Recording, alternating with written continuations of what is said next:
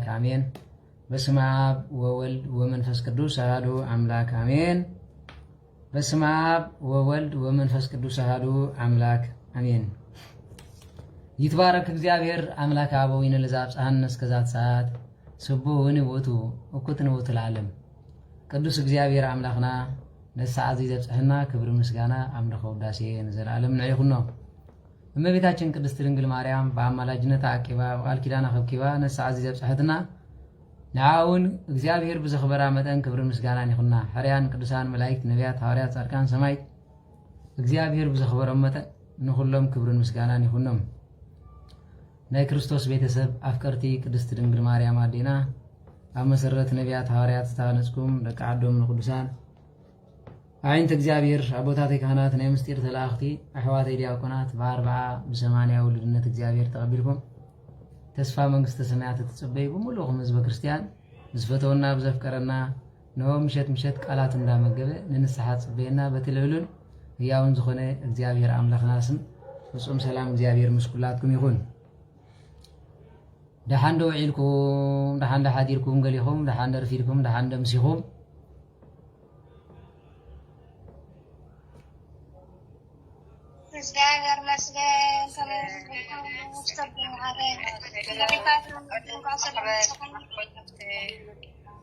እግዚአብሔር ይመስገን። ሕራይ ምሕረቱ ብዙሕ ኪዳኑ ሰፊሕ ዝኾነ እግዚአብሔር አምላኽና ኃጢአትና ከይረአየ ካብ ዕለት ዕለት ዕድመ ወሲኹ ንሰዓት ዘቆመና እሱ ስለ ዝኾነ ክብርን ምስጋናን ንዕይኹኖ። ሕራይ ሎማ ዓንቲ እግዚአብሔር ፈቂድዎ ድማ መብዛሕትኹም ንብዙሕ ግዜ ማለት መጽሓፍ ሲራክ ሲያንብብካ ኩሉ ብንባብ ዋላ እንተትንብበልና ዝበልኩም ሰባት ነይርኩም ማለት እዩ። ኣነ ሲራክ መጽሓፍ ሲራክ ኣዝየ ዝፈትዎ ማለት ኩሉ መጽሓፍ ቅዱስ ህይወት ስለ ዝኾነ ኩሉ ዝፍተይ ማለት እዩ። ሲራክ ግን ካብ ኩሉ ነገር ኣተሓባቢሩ ዝጽሕፍ ሊቅ ስለ ዝኾነ ነቲ ዝጸሓፈ መንፈሳዊ ቃል ኣዝዩ ንኹላትና ጠቃሚ ምስ ሕብረተሰብና ዋላ ብዛ ዓለም እዚኣ ሳይኮሎጂ ዝተምሃሩ ሰባት መጽሓፈ ሲራክን መጽሓፈ ጥበብን ስለ ዝወሰድዎ ህንዳውያን ማለት እዩ። ህንዳውያን መጽሓፈ ሲራክ ኣብ ዘበን ህንደች ስለ ዝወሰድዎ እንደገና ድማ መጽሓፍ ሶሎሞን ዝብል ማለት እዩ። እቲ መጽሓፈ ጥበቡ ዘይኮነስ ጥበብ ሰሎሞን ዝበሃል መጽሓፍ ማለት ጥበብ ካሊእ እዩ፣ መጽሓፈ ጥበብ ከዓ ካሊእ እዩ። ስለዚ ስለ ዝወሰድዎ መብዛሕትኡ ኣብ ህንዲ ወይ ድማ ኣብ ግሪክ ፍላስፋታት ኮይኖም ነቲ ቃላት ከዋቅሩ ኢኻ ትርኢ ማለት እዩ። ብዓብዪ ግን ሲራክ ኣብ ግሪክ እንከሎ ይውን ይበሉ እቲ መጽሓፍ ኮ ኣብ ግሪክ እንከሎ ዝጸሓፎ ናይ ኣቦኡ ከም ዝነበረ እያሱ ከም ጸሓፎ ናይ ሲራክ ማለት እዩ ዝነግር ማለት እዩ። ስለዚ ኣቦይ ኣዝዩ ጥበበኛ ስለ ዝነበረ ኣነ ድማ ነቲ ጥበብ ናብ ካልእ መታን ክኸይድ ብመጽሓፍ ሰኒደ ንሆ በቶም ሕጊ ነቢያት ዝኸዱ ዝነበረ ንኹሎም ክርድኦም ኢለው ገይረ ዝብል ማለት እዩ። ጽቡቕ ሓሳብ እዩ። ስለዚ ንሕና ድማ መጽሓፈ ሲራክ ዘንብብ ሰብ እንድሕር ኮይኑ ኡርኑባ ካይዳ ኡርኑባ ዘራርባ ኡርኑባ ተሓሳስባ ብዙሕ ነገር ስለ ዝምህር መጽሓፈ ሲራክ ጥበብ እግዚአብሔር ይምህር። ጥበብ ማለት ፍርሃት ኣምላኽ ማለት እዩ። ስለዚ ስለ ዝኾነ በብዚ ነንሽተ እንዳብርሃና ከም ንባብ ጌርና ከም ትገድላት ንውድኦ ዝነበርና ነዛ መጽሓፍ ክንውዳ ኢና ማለት እዩ። ስለዚ ሓደ ፍቕሪ መጽሓፍ ቅዱስ እውን ይሓድረና፣ ካልኣይ ድማ በረኸት ናይ ቅዱስ ሲራክ እንሳተፍ ኣለና ማለት እዩ። ስለዚ ከምዚ ጌርና ክንከይድ ኢና። ንስኻትኩም ድማ ነዚ መጽሓፈ ሲራክ ተጸኒሕ እዩ ስምዒት ዝውስኸካ መንፈሳዊ ስምዒት ማለት እዩ። ስጋዊ ስምዒት መንፈሳዊ ስምዒት ዝበሃል ትፈልጦ ዶ? ስጋዊ ስምዒት በሎ ክብላከ ኣፍንጩ ብኻ ሰይርዎ ይብል ማለት እዩ። መንፈሳዊ ስምዒት ኮይንኻ እሰይ የብለካ ማለት እዩ። ስለዚ ስለ ዝኾነ እዩ ማለት እዩ። ስጋዊ ስምዒት ጸርፊ ክጻረፍ ከሎ በል ዝጽሕፍ ኣሎ ማለት እዩ። ይስልችወለ መንፈሳዊ ስምዒት ድማ ኣሜን ኣሜን ኣሜን እንዳበለ ዝኸይድ ስለዚ ከምዚ ማለት እዩ። ስለዚ ካብ መጽሓፍ ምዕራፍ 1 ዘሎ ክነንብቦ ኢና። እግዚአብሔር አምላኽ ምስኩላትና ይኹን። ከም ኣርእስቲ ግን እንታይ ይብል ማለት እግዚአብሔር ጥበብ ዘይሃበ ፍጡር የለን፣ ወዲ ሰብ ነው ጥበብ እግዚአብሔር ዘይተዋሃበ ወዲ ሰብ የለን። ጸጉኡ ግን ኣብቶም ዝፈርሕዎ ኣብቶም ዝያዳ ዘገልግሎ ኣብ ዘፍስሶ ዝብል ኣብ ቁጥሪ 10 ዘሎ ከም ኣርእስቲ ወሲድና ካብ ምዕራፍ 1 እስካብ ምዕራፍ 5 አንቢብና ክንመሃር ኢና ማለት እዩ። እግዚአብሔር መንፈስ ቅዱስ ንኹላትና ዘስተውዕል ኣእምሮ ይዓድለና። ሕራይ እምበር ዕብየት ኢሎም ኣቦታትና ኣርእስቲ ሂቦም ኣለዉ። ምዕራፍ 1 ሲራክ ምዕራፍ 1 ከምዚ ይብል በረከትን ረድኤትን ናይ ቅዱስ ሲራክ ምስ ኩላትና ህዝቢ ክርስቲያን ይኹን። كل طبب كاب እግዚአብሔር ይዝመጽ كل طبب كا نزل عالم نسو يزنبر يبلمو ازي ليقاون تخبروا خلو طبب ማለት ነው كل طبب كبل كلو እግዚአብሔር አምላክ ንወድ ሰብ ክፈጥራ خلو ይሉ ካብ መፍጣር ዓለም ጀሚሮ ማለት በመልከዕና በምስልና ሰብ ንግበር በለይሉ ነው ወድ ሰብ ድማ በመልከዕ ወልድ እግዚአብሔር አምላክ ተፈጥረ ይሉ ስለዚህ ጭቃ ብዒዱ በመልከዕ በምስሉ ገይሩ ህያው እስትንፋስ ገይሩ ነው እፊሉ ህያው እስትንፋስ ፈጠረልኝ ምስጉ እንታይ ያዋሃደ እስትንፋስ ይብል ማለት ዳሃር ድማ እግዚአብሔር አምላክ ነዛ ረቃቅ ጥበብ ወድ ሰብ ክበጽሓ ስለዘይክል ነው ሰብ ኮይኑ በመምጻእ ስጋ ምስ መለኮት ተዋሂዶ አድሐነና ነዚ ክዛረብ ይብል ስለዚህ ጥበብ ማለት እዚያ ያዩ ጥበብ ማለት አብ እምረቱ ወሃብ ፍርሃት አምላክ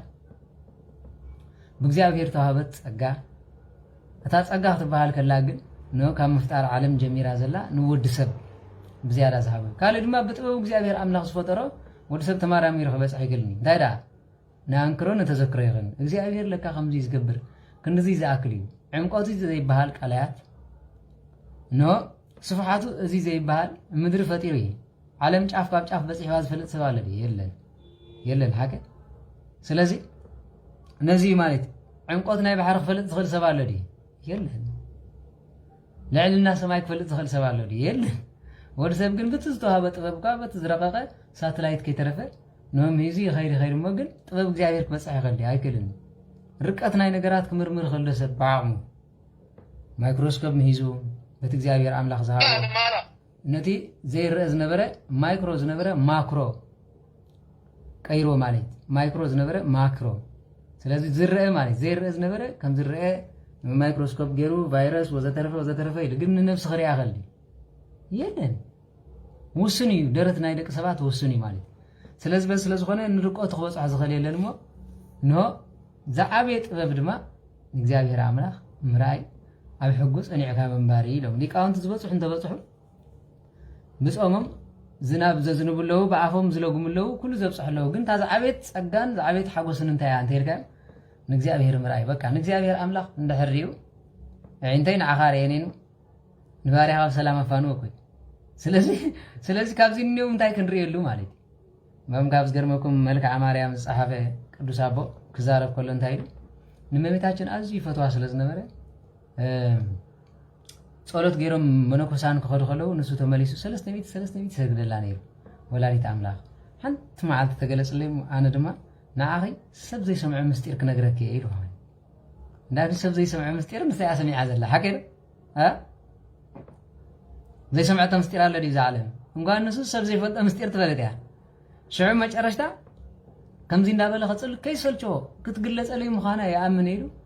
7 ዓመት ጸልይ ማለት እዩ 7 ዓመት ተን 300 ስግድ አቢሎን ይኸይዱ ወላዲት አምላክ ዛ ምስጢር ዚያ ጥራሕ ክነግረክ ዝደሊ ነው ነዚያ ድማ ወደኸ ፈቂድለይ በዓይነይ ክሪአኪ በአፍ ንኣፍ ክዛረበክ ዝደሊ እዩ ፍቅሪ አምላክ እዚ ዝመስል ነይሩኩ ለምኮ አክንዲ መላእክት መጽየማ ዛሪቦም ንዝብል ኢየሱስ መጽይ ተዛሪብ ንኽእል ኩሉ ሐሳብ ምዃኑ በዚሩ በቅበላ ይብላ አድና በቅበላ ማለት ፈጥሮ ቋቋ ቢል ዛረብ ማለት በቅበላ ይባል ስለዚህ كم عينة تولد مسي مالك مناطي نقدسان كلهم ملائكة خزاربون كتر خلا زين عيسوس تزاري بنقول كله إنوات وي عايز زاربون مالي تاكون إنجل بين أكباب سلازي قرم يسخونكم مالتي لعلنا عبيتن إننا ترجو جنة سلندر لكوي سيدان ما خلاص سلازي خونه كريستوس تقليد عليه تمسيو مسي قلص كريستوس نمسار ما بيتاچن كم ديتيلو مسي خفيف غويتا مخان زي انه املاخ مخان املاخ يمبال زي حفره ولادي املاخ يمبال كحفره وين ስለዚህ ጥንቆት ኩኑ ሁሉ ጊዜ አመንፈሳውነት አዝዩም ጥንቆት ኩኑ እግዚአብሔር አይገልጽን ማለት አይቆንም ገሊጽልካ ተገሊጽልካ ኳስ ንختزارው በጣም ከቢድ ምስጢር እግዚአብሔር ቀሊል ነገር ገርኩ አይተውሰዶ ስለዚህ ሆነ እንታይ ብል ነር ማለት ነው መቤታችን ቅድስት ድንግል ማርያም በቃ ንሰብ ዘይ ተነገረ ምስጢር ከነገረከ ይሏ መጨረሻታ መቤታችን ግን ሐሳቡ ስለዝፈለጥ ያትይሉ ማለት 7 ዓመት አይተገልጸትልና መጨረሻ 7 ዓመት መስመሰ ነው መስየለ ኸሞት ትገልጸለይ ምስጢር ሲ ንገረኒ ታዝሓባ ካይ ምስጢር ንኹሉ ዘይ ነገር ካይሉ መሰሪያ እንቴ ካኪ ተመልከቱ እንተይና አኺ ኻብራአይ كال سب كري دلني وسد النبلاي بقى أنا عخن مرأي أنيرا زيادة مستير سلازي عافي مساخة زاريبن إزدين عخ سمعني كابزيني وهيوت هيدلن بريد أما بيتاچن ما نزي أمخان سلاز فلته بهيوت بسؤالتنا عالمي نبر سلاز نبر أصنع حتى يبل مال كون نهار وسرتي كندزي زأخلو نيرهم مالي سلازي سيراك دما خزارب كله بزعبا عبيت طبب كزارب كله خمزيلو انتهي زبله كل طبب كاب እግዚአብሔር ይዝመጽ كل طبب كا نزل عالم مسو يزنبر እቲ بوسن بحر ዘሎ ሕፃ ወይ ነጠብጣብ ዝናብ ወይ ድማ نزل عالم معالتات قوصر زخل من قالو ناي زلام معالتات ወይ ዘመናት ማአሴን ተፈጢረን እግዚአብሔር እዚ ዘመን ነይሩ ክሳዕ ክንድዚ ይነብር ይሉ ዝፈልጠ ሰብ አለ ዲ የለን ንሕፃ بحر ክትቆጥሮ ትኸለዶ ነነ ኣብዚ موعل ዝዘነበ ዝናባት ከ هذا خلت ثلاثة طبطب يلي لكم كتقطروا تدخلوا دايل نوعين قوصر زخل منيو قمتو سماي صفحات مدري دما قمت ناي سماي صفحات مدري معمق بحري عمقت طببت كندي كم زخنا خفلت زخل كمنيل الو ها صحاي كم مدري خندزي كيلومتر تاكل على انت يلومهم لا يكون يحقن امين بين متر غير يحقنوا مچم ابزا عالمنا نزي كله جرافيتي وزترفه زبحال من البات فيزيكس تمهارو سبات اندهرنا يركم كينكو فيزيكس دم يقوم زراعي سبات አለው بعد نيوتن دا مسلو كم بالا ايزاك نيوتن مالك سለ جرافيتي زصنعون አለው خالوت بعبي ድማ ابز نيوكلير بومب ولا كنري خلنا اب كيمستري بزح سمو تغليص زصوا البرت انشتاين አለው ስለዚህ እንታይሉ the core is the magnetic of all abzi ዓለም ተፈጥረ ናይ ኩሉ ማግኔት ኮር ዝበሃላል ይብል ኮር ማለት center of the world ማለት ኮር ስለዚህ ኩሉ እምነ ደርቢ ኻይን ለዓለ ዘይከድ ስለምታይ ይብልሞ ማግኔት ስለሰሓዊ magnetic world is magnetic ይብል ስለዚህ ንኹሉ ነገር ናው ይስሕቦ ይል ዛረሞ ሽዑ ኣብ central axis አንክሊል እንዳበለት ዓለም ፀሐይ ድማ ከምዚ ያላ ተነብር ይሉ መቸም نزي هناك حسد يلو صحيح كم مسكوت نام مسكوت يتخيل مدري ما تزاوي راي فلتني يزل ها صفحة يزبلا كباب قال له خوينا يفلتني يا مالتي بمصحف قدس سلاز بزي بالأمة مشم كاب تمارا مرتن العلي እግዚአብሔር አምላክ ዝገለጽ አለውን بعين እግዚአብሔር ድራይዋን ይገልጹ በዚህ ስለ ዝኾነ እንታይሉ ማለት ንምድር ዕምቆቱ ንቃላይ ስፍሓቱ ወይ ድማ ንቃላይ ዕምቆቱ ንጥበብ ዕምቆቱ نمعمق بحري طلقته كندي كم زخنا خفلت زخل سبالو دي نمدر صفحاته نسماي قومته تفلطوا ديهم يل ناي ها انتاي زي ايبل مالت حانت اير مسكرت كندزي ጫማ زاكل انصافي فيها خطبل هاودي مجريت ስለዚህ حانت ነገር ንግራቪ ተختወደ ከላ 9.89 ገለመለ ግራቪቲ ስሕበት አለው አይብልሞ نحن قمت كفلت كلون تايز باليت هيت امتي سكوير زبل على حكي ها امتي سكوير زبل مالي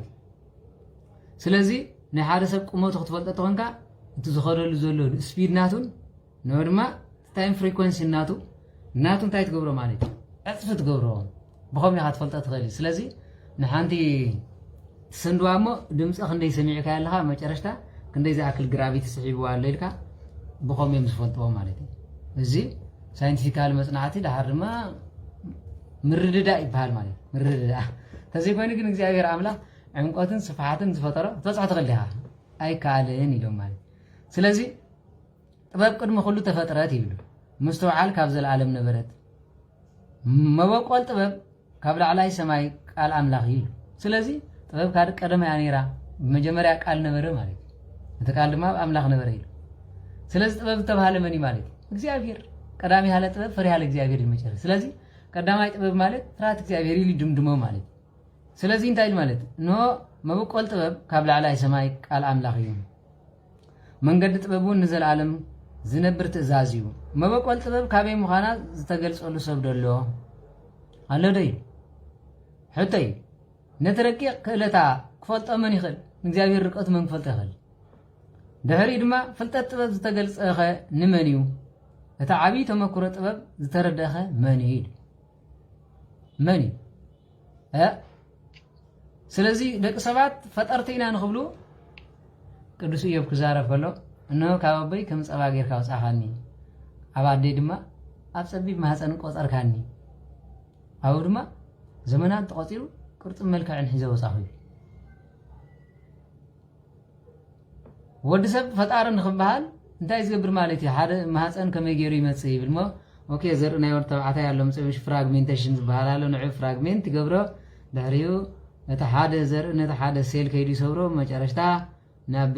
ውምቢ ይኸይድ ኣብኡ ከይዱ ይዓቢ ከምዚ ኢሉ ይኸይድ ገለመለ ዝበሃል ትምህርቲ እዩ ማለት እዩ ኣብ መጨረሻ እንታይ ንምግባር እንድሕር ተባሂሉ ኣብዚ ሕጂ ዘሎ ሰዓት ድማ ይውፃ ኢልዎ ማህፀን ከምኡ ገይሮም ወሲዶም ኣብ በዓል ጀርመን ሪኢኹም ኢኹም 3000 ዝኣኽሉ ህፃናት ኮሎናይዝ ኩነኒን ዝበሃል ኣለ ሓቅል ከም ናይ ማህፀን ዘለዎ ባህሪ ኮይኑ ነቲ ዘርኢ ምስተፈጥረ እምበር ክፈጥር ኣይገልኒ ምስተፈጥረ ግን ናይ ምዕባይ ባህሪ ዘለዎ ማለት ካብ ዝገርመኩም ሰብኣትካት ብምንታይ ከም ጠፉ ትፈልጡ ብኸምኡ ከም ጠፍዮም ሰብኣትካት እንደቂ ሰባት በዓልና ክንፈጥሮም ንኽእል ኢና ብምባል ካብ ኦፕሬሽን ካብ ህፃን ካብ ኦፕሬሽን ኣውፅኦም ገና ደም ከሎ ከዕብዮም ጀመሩ በዚ እግዚኣብሔር ተጸየፎም ይብል ማለት ተጸየፎም ድሕሪ ድማ እንታይ ጀሚሮም ኣብ ማህፀን ኣልዩ ከሎ ኖ ክታበት ዝበሃል ዘሎ ብኡ እንዳወጉ ኣፍንጭኡ ነዊሕ እግሩ ነዊሕ ከም ዝኸውን ክንገብሮ ኢና ይብሉ ኣጋንንቲ ድማ ዘይሩ ተፈጥሮ ክፍለጥ ጀሚሩ ካብኡ እንድሓር እግዚኣብሔር ተጸየፎም ይብል እግዚኣብሔር ኣምላኽ ኣይጸየፈና ከምኡ እንተተጀሚሩ ጥፋት ምዃኑ ፍለጡ ስለዚ እምበር ጥበብ ዝፈጠራ ባዕሉ ኖ ነዚ ኢሉ ምስ ሓተተ እንታይ ዝብል ማለት እዩ እቲ ዓብዪ ተመክሮ ጥበብ ዝተረድአ ኸመን እዩ ካብ ዝፋኑ ዝተቐመጠ እምብዛ ዝፈርህ በይኑ ፈላጥ ዝኾነ ሓደ ጥራሕ ኣሎ ኢሉ ሓደ ጥራሕ ኣሎ ንጥበብ ዝፈጠራ ባዕሉ ድማ እግዚኣብሔር እዩ ምስ ረኣያ ክብርቲ ምዃና ፈለጣ ንዝፈጠረ ዘበለኻ ብኣእምልኦ ንዝፈጠረ ዘበለ ብኣእምልኦ ንኣብነት ሰብ ኖ ጽቡቕ ኮይኑ ረአየ ይብል እሞ ጽቡቕ ኮይኑ ረአየ ኢሉ ፍረይ ተፋረ ኢሉ ድማ ንምድሪ ምልእዋ በለይ ስለዚ ነዚ ብምባል እዩ ጥበብ ዘይተዋሃበቶ ወዲ ሰብ የለን ኣብቶም ዘፍቅሮ ግና ኣብዚዩ ዝፈስስ ኢሉ ስለዚ ኣብዚኡ ዘፍስስ ስለዚ ጥበብ ዘይተዋሃቦ የለን ማለት ጸጋ እግዚኣብሔር ኣምላኽ ዘይብሉ ፍጡር የለን ኣነ ወላ ሓንቲ ነዚ ዝበቃ ኣይኮንኩን ከምዚ ኮንን ኣካይዳኻ እንተዘይኮይኑ እምበር ዳም ካብ ዝገርመኩም ሓደ ግዜ እንታይ ይብል ቃለ መጠይቕ ገይሩ ይበሃል ማለት ቃለ መጠይቕ ገይሩ ኣልበርት አንስታይን ኣነ ካብቶም ናይ ኣልበርት አንስታይን መጽሓፍቲ ዝፈቱ ዝነበርኩ ናይ ፊዚክስ ተምሃራይ ነይረይ እንታይ ዝብል ማለት እዩ ናትካ ኣእምሮ መቸም መምዘን ኣለኹ ክንዚ ፓውንድ ከኣክል 5 ክንዚ ከኣክል ዝኽኣለሲ ስለምንታይ እዩ ኢልዋ ማለት እዩ ስለምንታይ እዩ ኢላ ጋዜጠኛ ሓቲታቶ ይብል ማለት እዩ ንሱ ድማ እንታይ ኢሉ ማለት እዩ ንሆ ኣብ ማኣዲ ምስ ተቐረበ ብዙሕ ዝበልዕን ውሕድ ዝበልዕን ሰብ ኣለዎ ክልቲኦም ግን ይጸግቢዮም እቲ ብዙሕ ዝበልዐ ብዙሕ ሽውሃቱ ተኸፊቱ ይበሃል ኢልዋ እቲ ብዙሕ ዝበልዐ ብዙሕ ሽውሃቱ ተኸፊቱ ይበሃል ስለዚ ድማ ኣነ ንኣፍልጦ ሽውሃተይ ስለ ዝኸፈት ኩላ እምበር ካብ ሰበይ ንላዕሊ ኣእምሮይ ተዋሃበኒ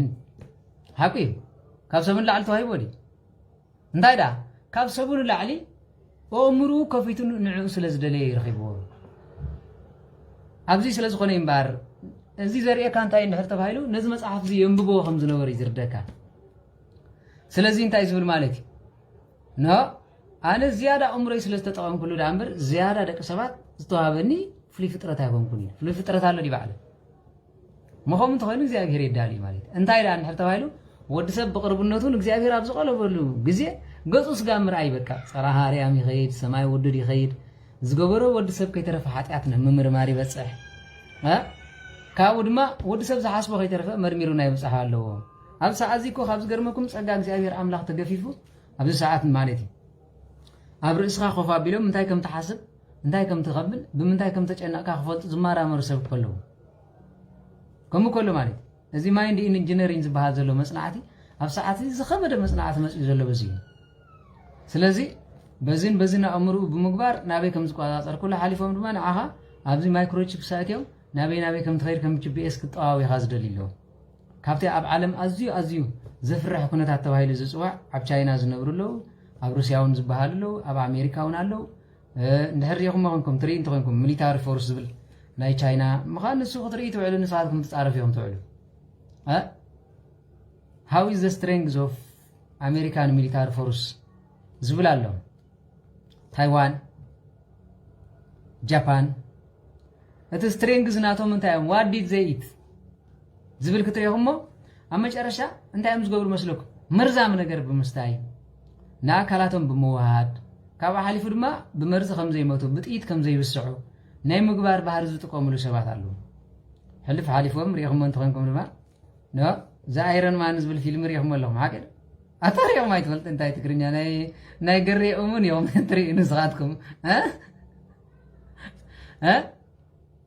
شو صرفي نايس زنينة تريده صرف تلامدو مጨረሽታ አንታ ወድዛ ከምዚ እንታ ወድዛ ከምዚ ትብል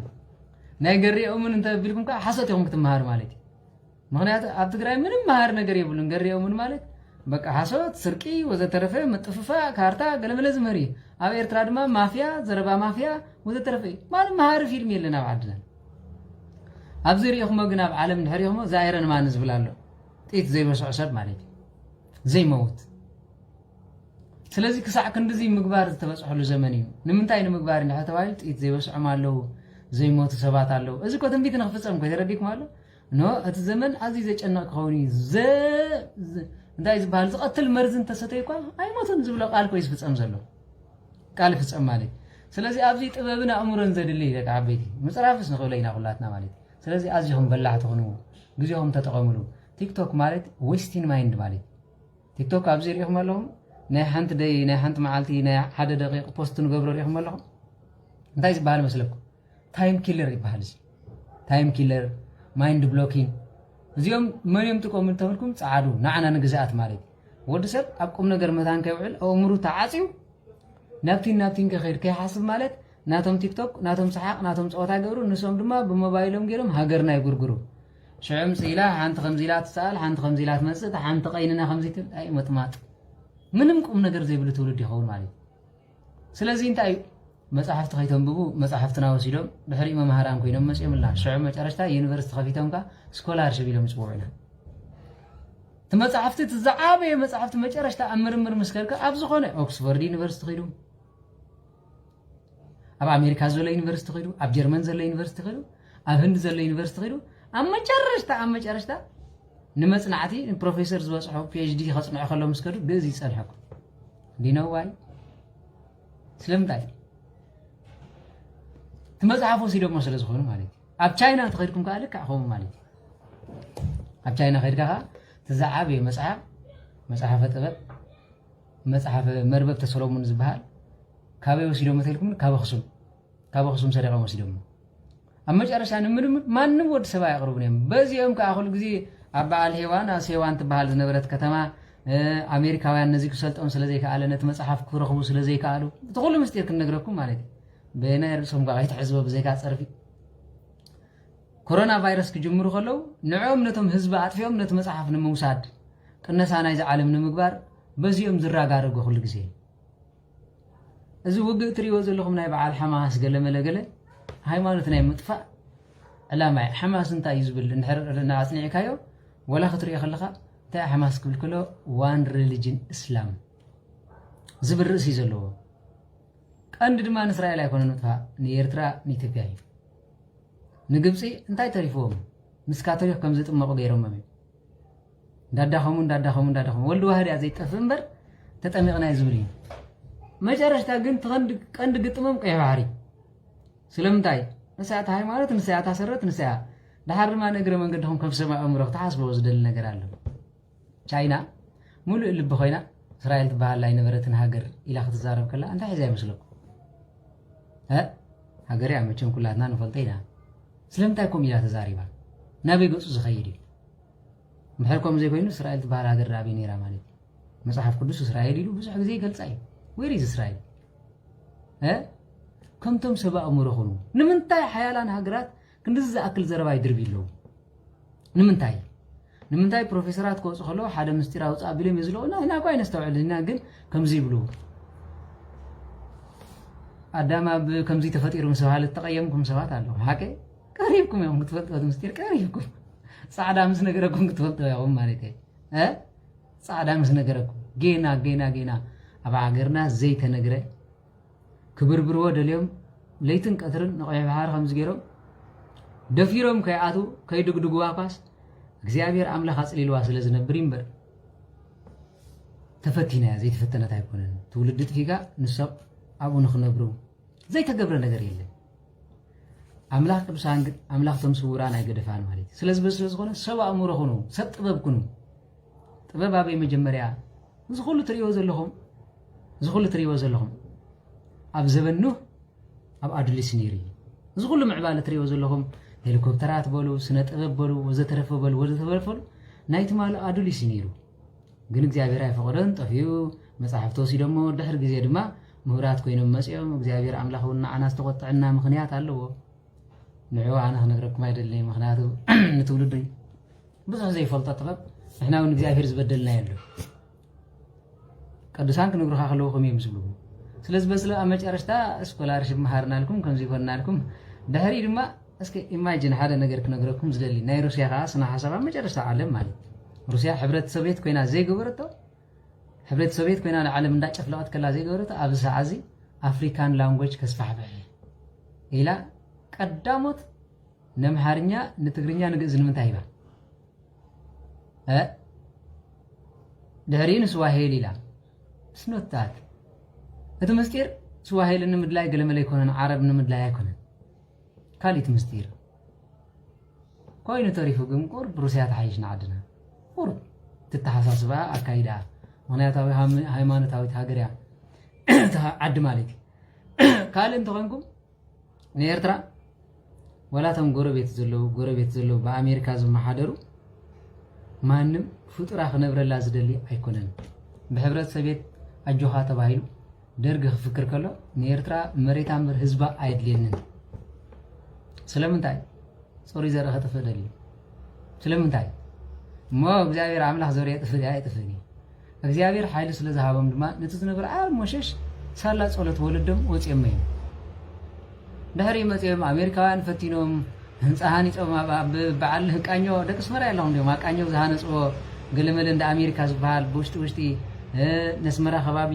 ንሆ ናይ ሚሊታሪ ፎርስ ገይሮም ከም ዝነበሩ ታሪክ አይትፈልጥን ከላይ መሃኑ ወዲኩም ታይትፈልጥን ንሶም ግራዝማሽ ነይሮም እዚኣ ጥራያ ሓደ ባውራጃ ከጽንዕ ተኮይኑ ባሻይ መንሽሙ ነይሮም ከምዚ ኢሎም ተዛሪቦም ዝብል አበይ ባሻይ ትብላ ኣለኻሳ ናይ ዓለም ነገስታት ነይሮም ኣብ ዓድና እተው ቴሌግራም እተው ብዙሕ ምስጢር ክንነግረኩም ብዙሕ አነ በዳባይ ከውጽ አይደልኒ ናይ ንዓኹም አይኩንኩን አነ ነቲ ትውልድነት ታሪክ ዕንቅፋት ክኾነ ዝደሊ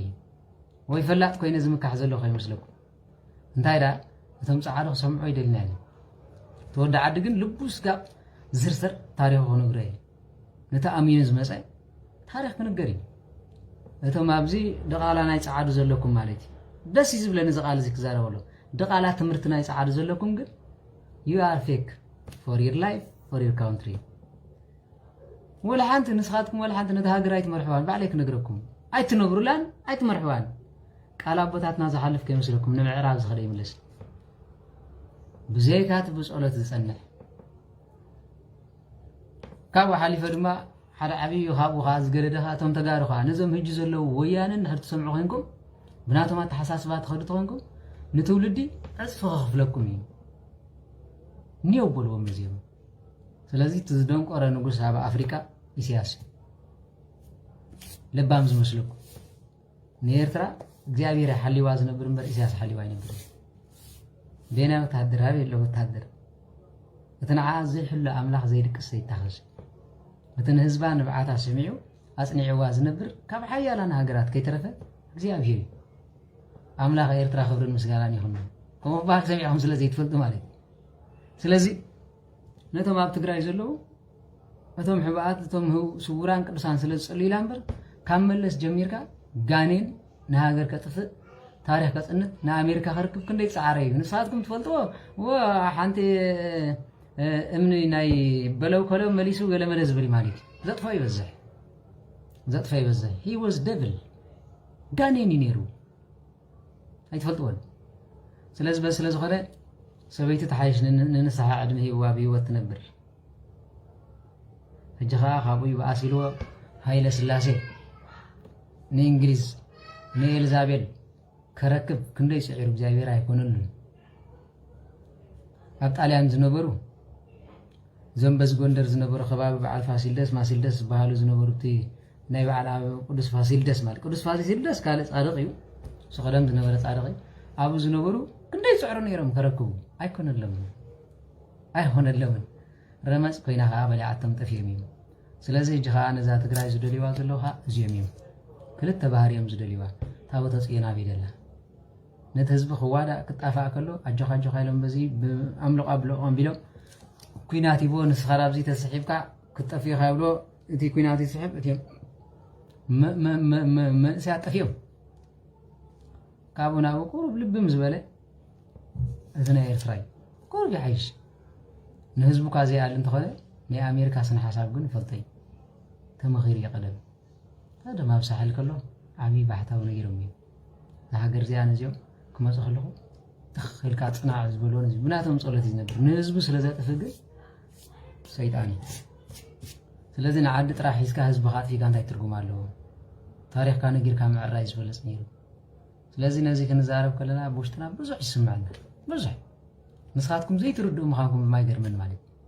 ንስኻትኩም ትብሉ ዘለኹም ወፍይ ሃገር ከምፀልኩም ወይ ድማ ሓደ ዓንጃ ለወድሎ ሰናይ ዝበሃል ሰናይ ዝበሃል ዓንጃ ለወድሎ ንስያ ሃገር ኮይኑ ክሕልስ ከምዚ ታሪኽ ክነግረኩም ትፅበዩ ኣለኹም ዶንት ብሊቭ ዛት ንሓቂ ነቲ ሃገር ዝሓስብ ተኮይኑ ክሳዱ ሕሊፉ ዝህብ ግንባር ዝሕልፍ እምበር መልሓሰኛ ኣይትእመኑ ሰብኣይ ዝበሃል ቀደም ዝነበሩ ቦታትና ተዓጢቖም ብምኻድ ብምስጢር ብምሓዝ ብዙሕ ህይወት ዘሕለፉ እዮም እንኳን ንስ ኮይኑ ህዝቢ ኤርትራ ኳስ ማእስ ዞም ደቅና ናብ ዝደቡብ ከባቢ ይመፁ እሞ ንሕና ሆ ኢልና ምሶም ነዚ መንግስቲ ነጥፎም ኢሉ ሓሳብ ናይ ኩሉ ኤርትራዊ እዚ ባዕለይ ክነግረኩም ነፍሲ ወከፍ ኤርትራዊ ወተሃደር በሉ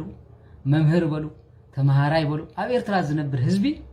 ኣለበት ናይ ኣምላኽ ሓሳብ ተረድዎ ማለት እንታይ ሓስብቲ ህዝቢ ብዓይኒ መንፈስ ቅዱስ ኢልካ ነቶም ቦታት ክሓስቦም ከለኻ ንስኻትኩም ናብዚ ጫፍ ደብ ክትመፁ እሞ ንሶም ብረቶም ሒዞም ከይዶም ነቲ መንግስቲ ካሊ ወይም ዝሓስቡ ክብለካ ከሎ መን ይፈልጦ ማንም ካልእ ሃገር መፅኡ ንዓድና ከረክበና ገለመለ ኣይክእልን ቃል ኪዳን ይብሉን ኣይኸውን እግዚኣብሔር ኣሕሊፍ ይባኒ ኣይትሕሰብዎ ባዕሉ ተበጊሱ ዝኸደ ግን ክዕወት ምዃኑ ንግረኩም ዝደሊ ምሶም ቀዳማይ ይግበረኒ ኢለ ዝሓስባ እግዚኣብሔር ግዜ ኣኺሩ ቀዳማይ ግንባር ምሶም ዝህረን ንቕንዕና እንተዘይኮይኑ እጂ ምዞም ስልስን ሓረን ሓዋዊስኩም ትበልዑ ምሳኹም ክሕወስ ኣይትሕሰብዎ ማለት እዩ ለምብዚ ምሳኻ ፀና ሓደ ሓብላቕ ኮይኑ ሓደ ቲቪ ኮይኑ ብለካ ሽዑ እዚ ከምዚ ኢሉ እዚ ከምዚ ኢሉ ኣብዚ ቲክቶክ ዘሎ ትውልዲ ነቲ ንፁህ ዝብክል እዩ እምበር ንቕንዕና ዘትሕዝ ኣይኮኑ ኣትሊስት ሃገር ዝመርሕ ሰብ ምስጢራዊ ሰብ ባህሊ ሰብ ዘፅናዕ ሃይማኖት ሰብ ኣፅኒዑ ንሕብረት ኣመቃሪቡ ብተግባር ዘርኢ እዩ ኩልኹም ትንእድዎ እዚ ኣፍሮ ወዲ እዚ መን ይትበሃል ወፍይ ብመልሓሱ ዝናድ ጆን ብላክ ኣነ ኣይትፈልጡን እዮም ሰብ ማለት ንሱ ቁኑዕ እዩ ወርሓንቲ ይብሉን ጥረይ ንሱ ንሃገሩ ሓንቲ ሳዕ ከምዚ ምስ በለ እቶም መንእሰያት ብናቱ ስምዒት ተበገስኻ ቁኑዓት ምዃኖም ኣነ ንመንእሰያት ንቐፊት ኣይበለ ኣገይሮም ኮይኑ ተሪፉ ግን ሃይማኖትኩም ዘይምሕላኩም እግዚኣብሔር ይበኩም ደነቲ ሃገር ኣይትሕሰቡ እቶም ሃገር ትሕሉ ለና ትብሉ ኸ ንኢሳያስ ክትሐጉሱ ኢልኩም ንህዝብኹም ከምዚ ምግባርኩም ነቲ ሃገር መሊስኩም ትረግፅዋ ዘርእኹምን ኣይቕፅልን ንኹሉ ህዝቢ ኢኹም ተንብዕዎ ንኹሉ ህዝቢ ኢኹም ተብክይዎ ዘለኹም ድሓር ድማ ወላ ክትፈርሕዎም ካራ ገይሮም ከይጨድኹም እንታይ ኣጨዱ እዚኦም እንታይ ኣጨዱ ብዙሕ ኣይትፍርሕዎም ብዙሕ ከምዚ ዲል ኣይትሃብዎም ብእግዚኣብሔር ተፃሕፈት እስትንፋስ ቦያ ትሓልፍ ንቕንዕና ትምህርትካ ንዕና እዩ ሓውኻ ምቕታል ፀሊእካ ተዘይኮንካ ስብእነት እንታይ ምዃኑ ተረዲእካ ወይ ጠፊብካ ኣይኮነን ከምኡ ዝበሃል ሓደ ግዜ ዋላ ኣነ መንፈሳዊ ኮይኑ ክሪኦ ከለኹ ብዙሕ ዝፍትኑኻ ሰባት ኣለዉ بعين እግዚአብሔር ክትከይድ ተደሊኻ ዋላ ከምዚ እንድሕር ደኒንካ ከይድካ ንእግዚአብሔር ደሊኻ ፍራሕ ምሽሙሽ ሮቅራቅ ገይሮም ዝወስዱኻ ኣለዉ ከምኡ ከይተሓስቡ ንእግዚአብሔር ይትረፈና ንዓውና ምቕታልካ እንታይ ትርጉም ኣለዎ ሓው ቀቲሉ ጸደቀ የለን ሓው ቀቲሉ ሃገር ብሰላም ዝነበረ የለን ኢሉ ዝሓልፍ ሰብ በረኸት ካሕደረና ይዝበሃል ስለዝኾነ ተግባራዊ ሰብ እመኑ በዚ ስለዝኾነ ሲራክ ጥበብ ዘይተዋሃበ ሰብ የለን ጥበብኩም ተጠቀምሉ ክእለት ዘይተዋሃበ ሰብ የለን ክእለትኩም ተጠቀምሉ ነመስግኖ ኢልኩም ኣብ ቲክቶክ ተምፅኦ ሰብ ወላ ሓደ የለን ይሪኦም ምሽ ዝወድስ ከመይ ይኸውን እስኪ ተኣምላኽ ይሓግዞ ዋላ ክትብል ከምዚ ትብል ትሪኦ ጠላይ ናብ ሰብ ይወከል ጠቕላላ ይብሉን ማለት እዩ አንታት ሂወቱ ከመይ ይኸውን ተብልኩም كم من شو موليدنا حنت تنسوان حنت خمسة ولا زيرا ما خبلا لا أمن زراعي مر هاجر كم يجري هتهجي زول إساسكو أمن زراعي أوالد زعمس نزيام طلعي يلو أبجزوا عميزو مستأنا سادما بحبو إن نروي نشودا نسدد كوي ها أمن زرانا من زرو راسي قنمر كاكال أمن زرانا اللامد سلز خنا أي تفرحوا تبعاتكم وباب لأن خنا نجرنا هاجركم مسؤولة تنياتكم تجاركم كينو إرترايانكم قونع من فسلو فرات أملاخ زلو نخل بحق زدان أملاخ أقملنا نسخ مسؤولة ما خابو جرو خيت ترفنا كبر خط خيت رحقنا موتن هيوتن مسجور لنا أمبرك معتب زي أسرس هاجر كيدو خمس ألكم ويد ما حدا جازياني لو حدا خمسي لو خمس أدنى تحسبن تقولكم عشان نتي كومي قولن كوم زي كله هاي كالنا يون أب كهناتك زم تعاريقهم قلت لهم زلهم تعاريقهم كون مليسهم يمتبعيسهم مسك زيابير مليسهم تبعيسهم أملاخ مليسوس أقوم وسيلوه مسجان أنت تعاريقهم مس منافق تعاريقهم كم سبكم مسب تبعس كيكونن انتي كبعس نيرو أزي قداي إمنت قداي منقص السماعاتي قداي رستن قلتني كما يجيركم مستتمالي كحادث نبرة تعاريقنا تقول تلعبي تعاريقنا تقول نيركم مسميهم تعاريقكم قدينيا ذات يوم تقلاله سلازي أزيهم كم زجيرهم كأن هاي ما نتحمسهم أجانن تاو تمرت نمتت تاو سيطان مريض أبزمن زمصم نخفوا جزية تتصوعوا كفاتهم كم تبغيتنا من الحنان يسكرس سؤال يلوم سؤال زنبر خانات كم دما توهادو تطفى إلى متمرسوا بقانين تمريض أمزما صلوا نتم لو هات جني لكم نزيب كوي مصحف قدس انت تخيلوس انت مرصو خي ترفقت فهم يزبل يطفاكم الله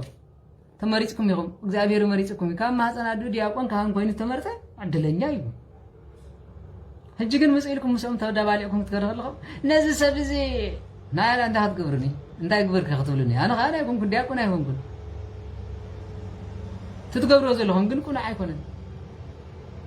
እዚ ማለት እቶም ዘለው ሃገር ዘለው ድማ ነቶም ጥያት መነኮሳት እንዳኣሰሩ ንዕም ማህየግር ሃገር አግርግራ ይወስባ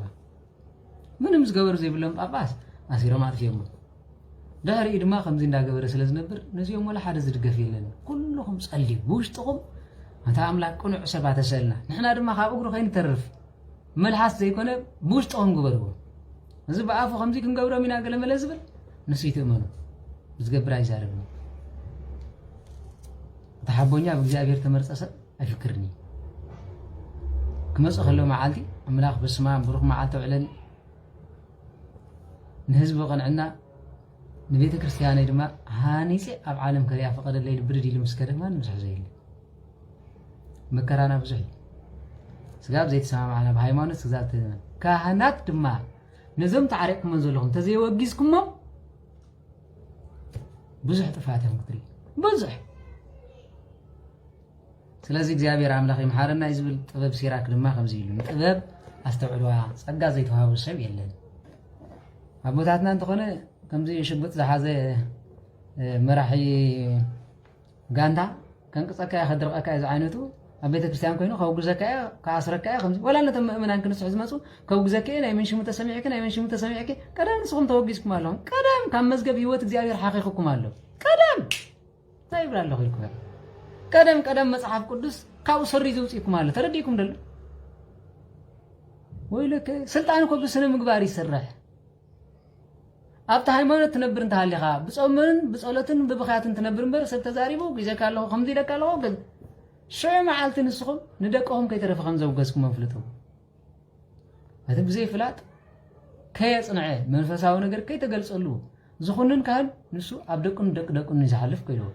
هاي تم ببوني هم ديسكليا ها ويلك انقان نسو كينو كان كينو زي رأي زارب نهر كينو دقن ما زروات كم حس أيخونيدو صويل حماين نهر كينو أبتي خير زارب تخينو خان دقو تريون تحاد منافق تحانت أمندرات تحاد شجارات تحاد قمار جيم زخون أستوعلو أعدهم كهنت زاكر رجيسو زي ما الحاسس للزارب دقو قاي كبنيلو سميت خمان تعيتي تخونني له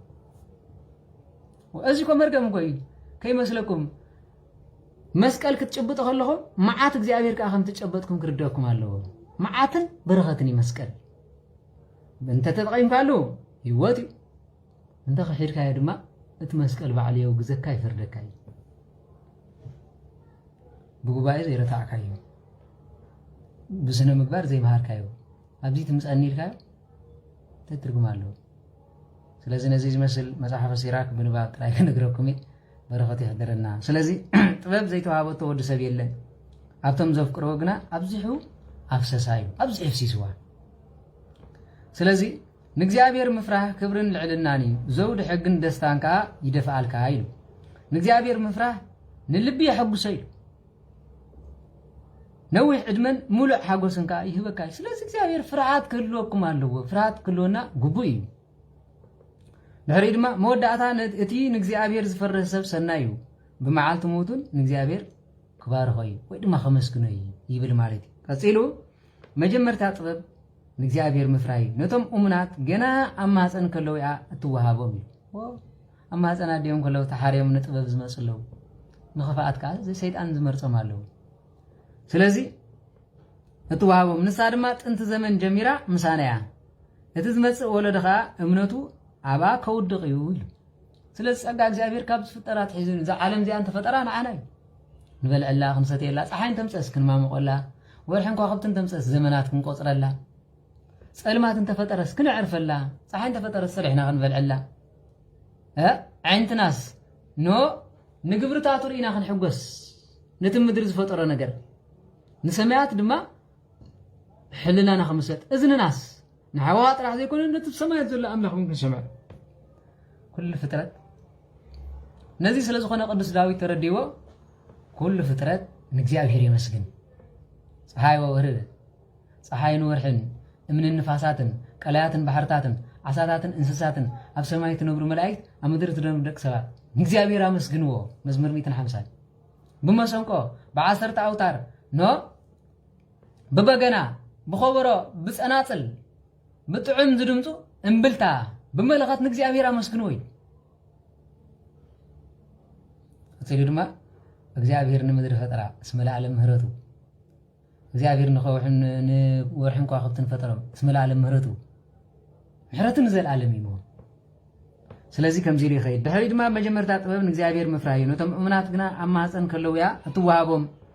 ንሳ ከም ጥንቲ ዘመን ጀሚራ ምሳና እያ እቲ ዝመፅእ ወለዶ ከዓ እምነቱ ኣብኣ ከውድቕ እዩ ምልኣት ጥበብ ማለት ንእግዚአብሔር ምፍራህ እዩ ንሳ ብህያባታ ፈፂማ ትዕግበና ልብና ብዝብህጎ ኩሉ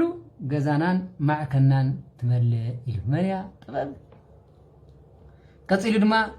ዘውዲ ጥበብ ማለት ንእግዚአብሔር ምፍራህ እዩ ብሰላምን ብሙሉእ ጥዕናን ከም እትነብር ትገብረካ ጥበብ ፍልጠትን ምስተውዓልን ከም ዝናብ ትሰድድ እዩ ነቶም ዝቕበልዋ ድማ ክብሪ ትውስኸሎም ኢሉ ሱር ጥበብ ንእግዚአብሔር ምፍራህ እዩ ጨናፍራ ከዓ ነዊሕ ዕድመ እዩ ንእግዚአብሔር ምኽባር ካብ ሓጢአት ይርሕቕ ንእግዚአብሔር ዝፈርህ ሰብ ድማ ንቁጥዑ ኣርሒቑ ይሰጎ ኢሉ ቀፂሉ ከምዚ ይብል ምኽንያት ዘይብሉ ቁጥዓ ቅቡል ኣይኮነን ኢሉ ከም እትወድቕ ክገብረካ ይኽእል እሞ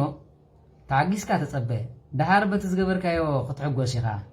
ልክዕ እትዛረበሉ ግዜ ክሳዕ ዝበፅሕ ስቕበል እሞ በቲ ሰናይ ጠባይካ ዝና ክትረክብ ኢኻ እዩ ስለዚ ውፅእ ኢልካ ምዝራብታ እያ ተምፅእ ማለት ቁጣዕ ትፈጥር ስለዚ ጥበብ ዝዘረባ ሕራይ ቁፅሪ 23 ጥበብ በዘራረባ ለባማት ሃፍታም እያ ሓጣን ግና መንፈሳዊ ንምዃን ካብ ምንዓቕ ሓሊፎም ገለ ነገር እኳ የብሎምን ሓጠ ሰብ ኩሉ ግዜ ካብ ምንዓቕ ሓሊፍ እንታይ ኣለዎ ምንም ፀርፊ ውርደት ተዘይኮን ምንም የብሎምን ጥበበኛ ክትከውን እንተደሊኻ ትእዛዝ እግዚአብሔር ሓልው ንስኻ ብጥበብ ክመልኣካ እዩ ንእግዚአብሔር ምፍራህ ጥበብ እዩ ንገዛ ርእሱን ትምህርቲ እዩ ንሱ ብእሙናት ብብትሑታትን ይሕጎስ እዩ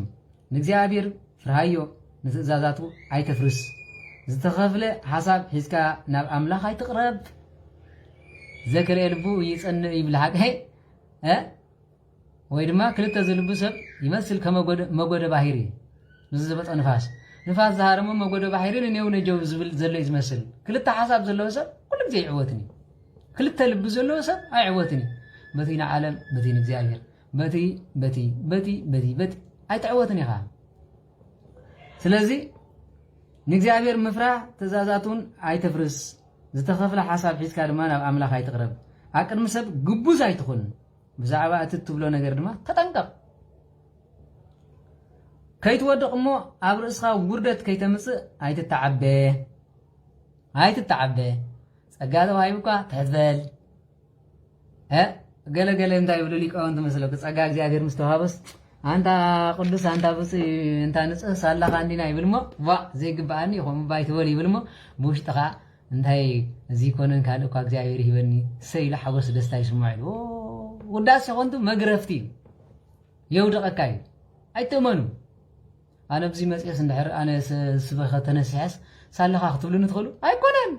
ሳላ ትረዋህ ኣምላኽ ነዛ ሚድያ ከፊቱ ዝተዛረበ ኣነ ከማኹም ንስሓት ጽበሰብ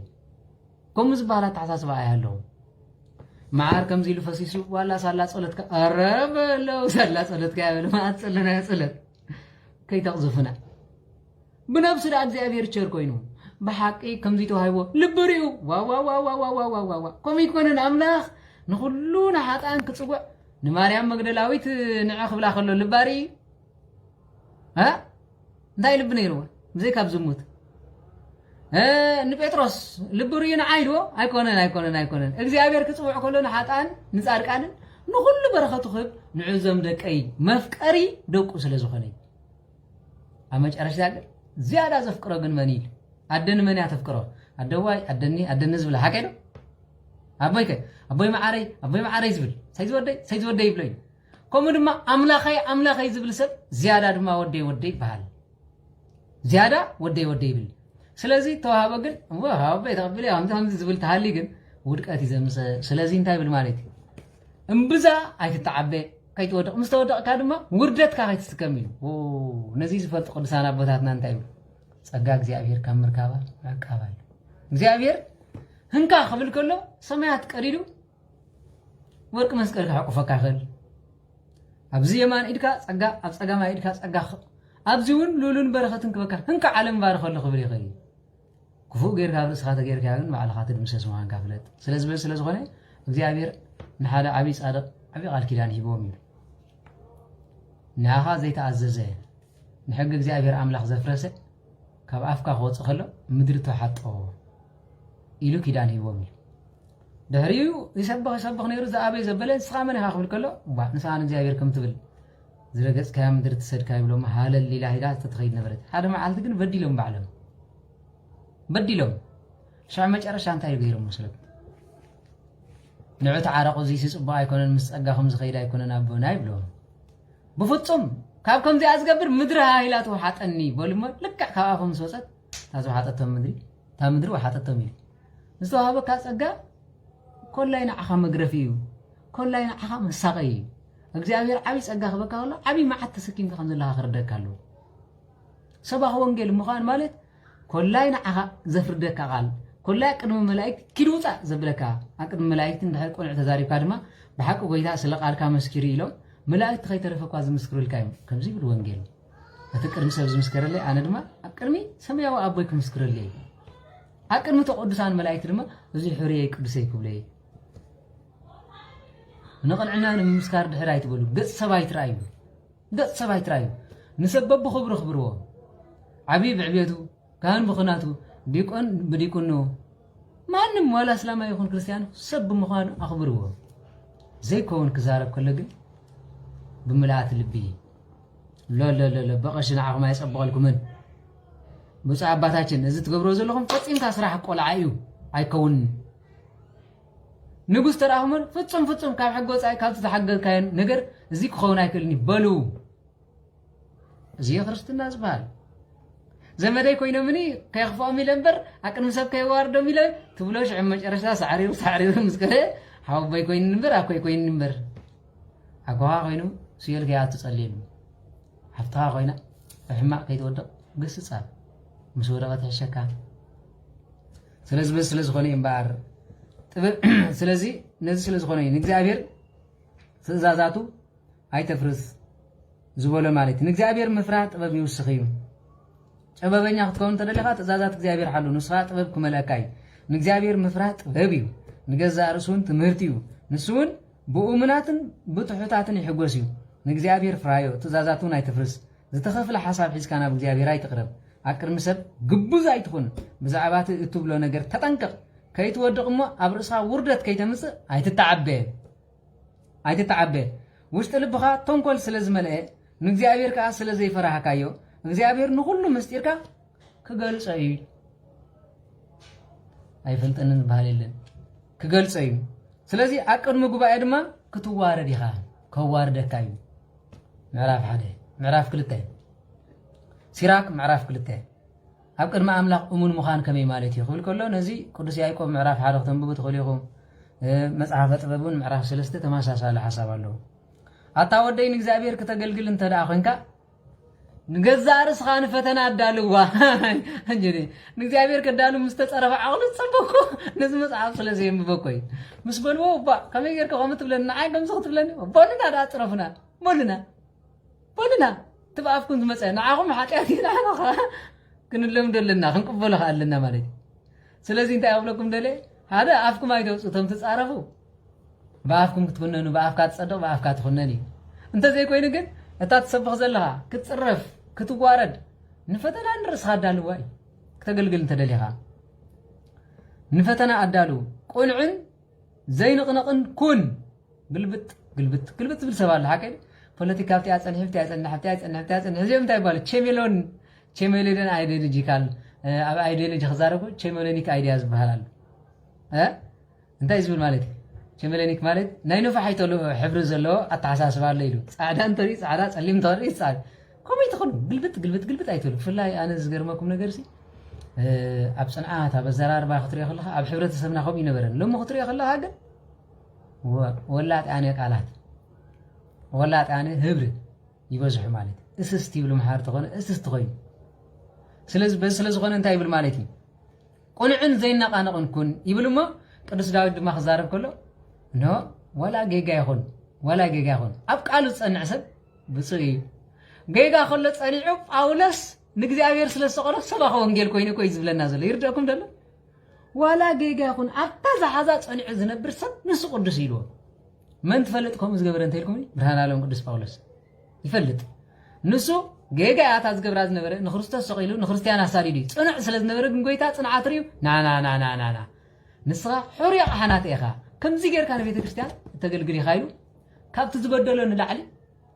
ንክርስቲያን ከሳድድ እንዳኸደ ከሎ ፀዊዕዎ ገለገለ ሰብ ዝምነል ብፆምን ብፀሎቱን ከምዚ ገይሩ ፀዊዕ ኣይፍሰልካ ብፅንዓት ልብኻን በታ ዘላ እምነትካን ብርህራይን እግዚኣብሔር ይፅውዕ ከምኡ እንዳር ኮይና ኣምላኽ መምሃራን እውን ክኾኑ ኣይክእሉን ነይሮም ብርሃን ዓለም ቅዱስ ጳውሎስ በታ ፅንዕቲ እምነቱ በታ ናይ ዳዊት ቃል ፈፂሙዋ ማለት እዩ ወላ ጌጋ ትኹን ኣብ ቃል ፀኒዕ ዝነብር ሰብ እንታይ ኢሉ ብፁዕ ኣይ ጎይታ መፅእ እዚ ዘለኻ ጌጋ እንዲ ይሁድነት ድማ ኣነ እየ ክርስቶስ ስለዚ ኪድና ባህናንያ ተጠሚቑ ድማ ኣትመሓሰበቲ ሓሲኹም ሰባቕቲ ኢልኩምና ንክርስቶስ ኣስቂልኩምና እቲ ዝሰቐልኩሞ ንሱ ወዲ እግዚኣብሔር ነበረ ክብል ምጀመረ ጳውሎስ ከምዚ ኮይኑ ጳውሎስ እንታ በቃ ንሱ ተመፂኡ ድማ ብሓይሉ እውን ከኣተውና ኢሎም ስጋ መፍራሕ ኮኑ እዩ ሓያላት ኩኑ ግልብጥ ኣይትብሉ ካብ ክልተ ወሊዳ ይበሃል ሰበይቲ እቲ ናትካ ኣይትብሎ እቲ ናትካ ኣይትብሎ ንምንታይ ከምኡ ትገብር ተባለስ ንቐለብ ይጥዕመት ለይላ ይበሃል ማለት እዩ እቶም ሰባት ከምኡ ኣሎ ወይ ጉድ እንተታይ ፈጣሪ ኩሉ ዓለም እስኪ ስተረና እስኪ ስለዚ ቁኑዕን ዘይነቃነቕን ኩን ብግዜ ፀገምካ ኣይትተሃወኽ ተፀጊምካ ኣይትተሃወኽ ፅንዕ በል ኣብ እግዚኣብሔር ተፀጋዕ ካብኡ ኮቶ ኣይትፈለየ ኣብ መወዳእታ ዕድሜኻ ድማ ክኽብረካ እዩ መወዳእታ ዕድሜኻ ክኽብረካ እዩ ዝኾነ ነገር እንተመፀካ ተቐበሎ ውርደት እውን እንተበፅሐካ ዕጉስ ኩን ወርቂ ብሓዊ ዝፍተን ጻድቃን ሰባት ድማ ብእቶን ውርደት እዮም ዝፍተኑ እዩ እንታይ ዳ በቃ ናዳ ቦየ ሓወየ ኣያኒ ኣበቐሽኒ መዘምረየ ገለበለ ተባሂላ ስለዚ ዓበይት ኣብ መጨረሻ ሓሳዊ እንተልካ ንዓይ ከምኡ ክትብለኒ እንታይ ዳ ዛባይ ልዕለልካ እምበር ወሓቅኻ ሓሳዊ ንስኻ ሓሰተይካ ፈልጥካ ኢላ እግዚኣብሔር እንታይ ክፈርደኒ ይኸውን ዝብል የለን እስኪ ምሕሳብ ሓሳዊ ክኸውን ይኽእል እንዴ ሓሰተይካ ኣረደኒ ዝብል የለን ንዓይ በቃ ድሕሪኡ ኣብ መጨረሻ ደቂሱ ዝፀንሐ ሰይጣን ይመፅእ እሞ ካብቲ ናተይ ናትካ ይገድድ ለካ ጋንንቲ ኩላትና ፀኒሕና ድሕሪኡ ኣነ እንተምፅእኻ ትርእየኒ ኢኻ መጨረሻ ዓይንኻ ከንቅረካ እዩ ዝብል ይመፅእ ሃየ ካራ ገይረ ክጠብሐካ እዩ ዝብል ይመፅእ በል ከምቲ ኮይነ ንዓኻ እንተዘይኮይነ ተርእየኒ ዝብልካ ይመፅእ أبيد الله من فساونة أبيد الله تعكس أبيد الله صنعت بولنا أطرفنا تبغوا يزلهم حسابيلكم تخكل لهم ما أسكن عنا زارينا نفلت أنا قنعت تزخون دا نقول لهم دم من سحكم بل صبوا لهم ذاتهم قال هاي بارقنا حسدي زي أمسك زي أبير كتب بأجنا ماني تهم قال هاي بيكونن سلازي كم خطب لكم مسك زي أبير باسي أنت عمن ترى حساوي قال مالك تخكل لهم تا يكون عنا رات زارينا أبيد أنا زي أبير مسكرنا له أبيد أسلوب سمعت خوينا كنا مسكار سمعتي ما صدقنا عنا زارينا تخكل لهم قصيلو ما خمزي بالمالك قصيلو زخانه ነገር انت መስአካ ተቀበሎ ውርደት ምን እንትኾነ انت በጽሐካ ዕጉስኩን ወርቅ በሐዊ ዝፍተን ጻድቃን ድማ ብእተን ውርደት የም ዝፍተኑ በእግዚአብሔር ተአመን ንስ ድማ ከሕግዘካ እዩ ብቁዕ መንገዲ ሰጉም ብቁኑዕ መንገዲ ሰጉም ተስፋኻ ድማ ኣብኡ ግበር በቃ ትዝሓዝካዮ ተስፋ ግበር ንድሕሪት ግልጽ ኣይትበል ከም ለጥ ከይትኸውን ከም ሰበይቲ ለጥ ድማ ከይትወድቕ أتم كلهم من እግዚአብሔር تفرو محرته خطريو تصبيوا كيتودقها ايترحقوا يلو أتم كلهم من እግዚአብሔር تفرو منو عصبكم كا برغص كبكم يلو و انا عصبلني لا امين يزغلغل زلو كاب سبا يكون كاب እግዚአብሔር حدا معلتي عصبيك بني عصبك انت يو يلكم تحتن تسفا جبر عصبنا اذا خمس جبركو بكل خبص حيكلنيمو قال سبات نزي مستمهارو من استحاز وصتها اليوم بصلة منغست سمعت كتول هابتي ورقي نبرت ناي زعله እግዚአብሔር نخلي كلكلون ስለዚህ عصبنا سمعت አትም ኩልኩም من እግዚአብሔር ትፈርዎ ዘለዓለማ ሓገስን ምሕረትን ሰናያት ህያባትን ክበኩም ይሞ ብኡ ተስፋ ግበሩ ይል ብግዚአዊት ይጨነቁ እስኪ ንድሕሪት ተመሊስኩም ነቲ ናይ ጥንቲ ወለዶ ሕሰቡ أب እግዚአብሔር ተአመነ ሰብሞ ዝሓፈረ ወይ ህይወቱ ሙሉ እግዚአብሔር ዘኽበረ እሞ ዝተሓደገ ወይ ከአን እግዚአብሔር ጸውዒው መልስ ዝሰአነ አለዶ ሪኹም ዶ ትፈልጡ ይሉ ሐራ የለን እግዚአብሔር ደዝለመን ካይኸለካይ ዝለመን ካይዶ ዘይሰምዓካ አለይ እዝን ዝፈጠረ እግዚአብሔር ይሰምዕ ተወከላለሁ ስለዚህ አና ጸሎት ገይረ ተመለሰለኝ አይ ጸማም ከንካይ ሰማዕካይ أنا سؤال حنتي أنت إذا قبل مسلكم سألت حتى تسأل أملاخ نسخاب بيمان كيد بس أقام كيد كبله زدل سبالله ود سبا يستوعبون እግዚአብሔር ببزحنا قريز مر ومر خانة أباب كفتو نمستو على أمره يبل مالي سلز غنى እግዚአብሔር أملاخ ملس زي سأنا دو ريهم تفلتو እግዚአብሔር حيوان بمحرته زملأني حتيات زحدقن بمعالت دما مكرا كحلونا نسيو قال سب كيد مسبله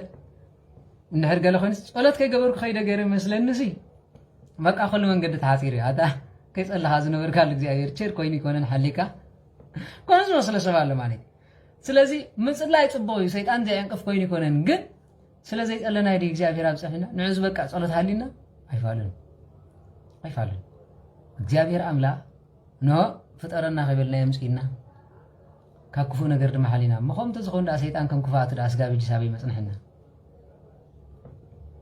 ስለዚህ እቶም በጊዜ ስደት ልቦም ዝመለቆም ኢዶም ዝለመሰ በخلተ መንገዲ ዝኸዱ ኃጢአተኛታት ሰባት ወይሎም እንታይ ማለት ይመስለኩ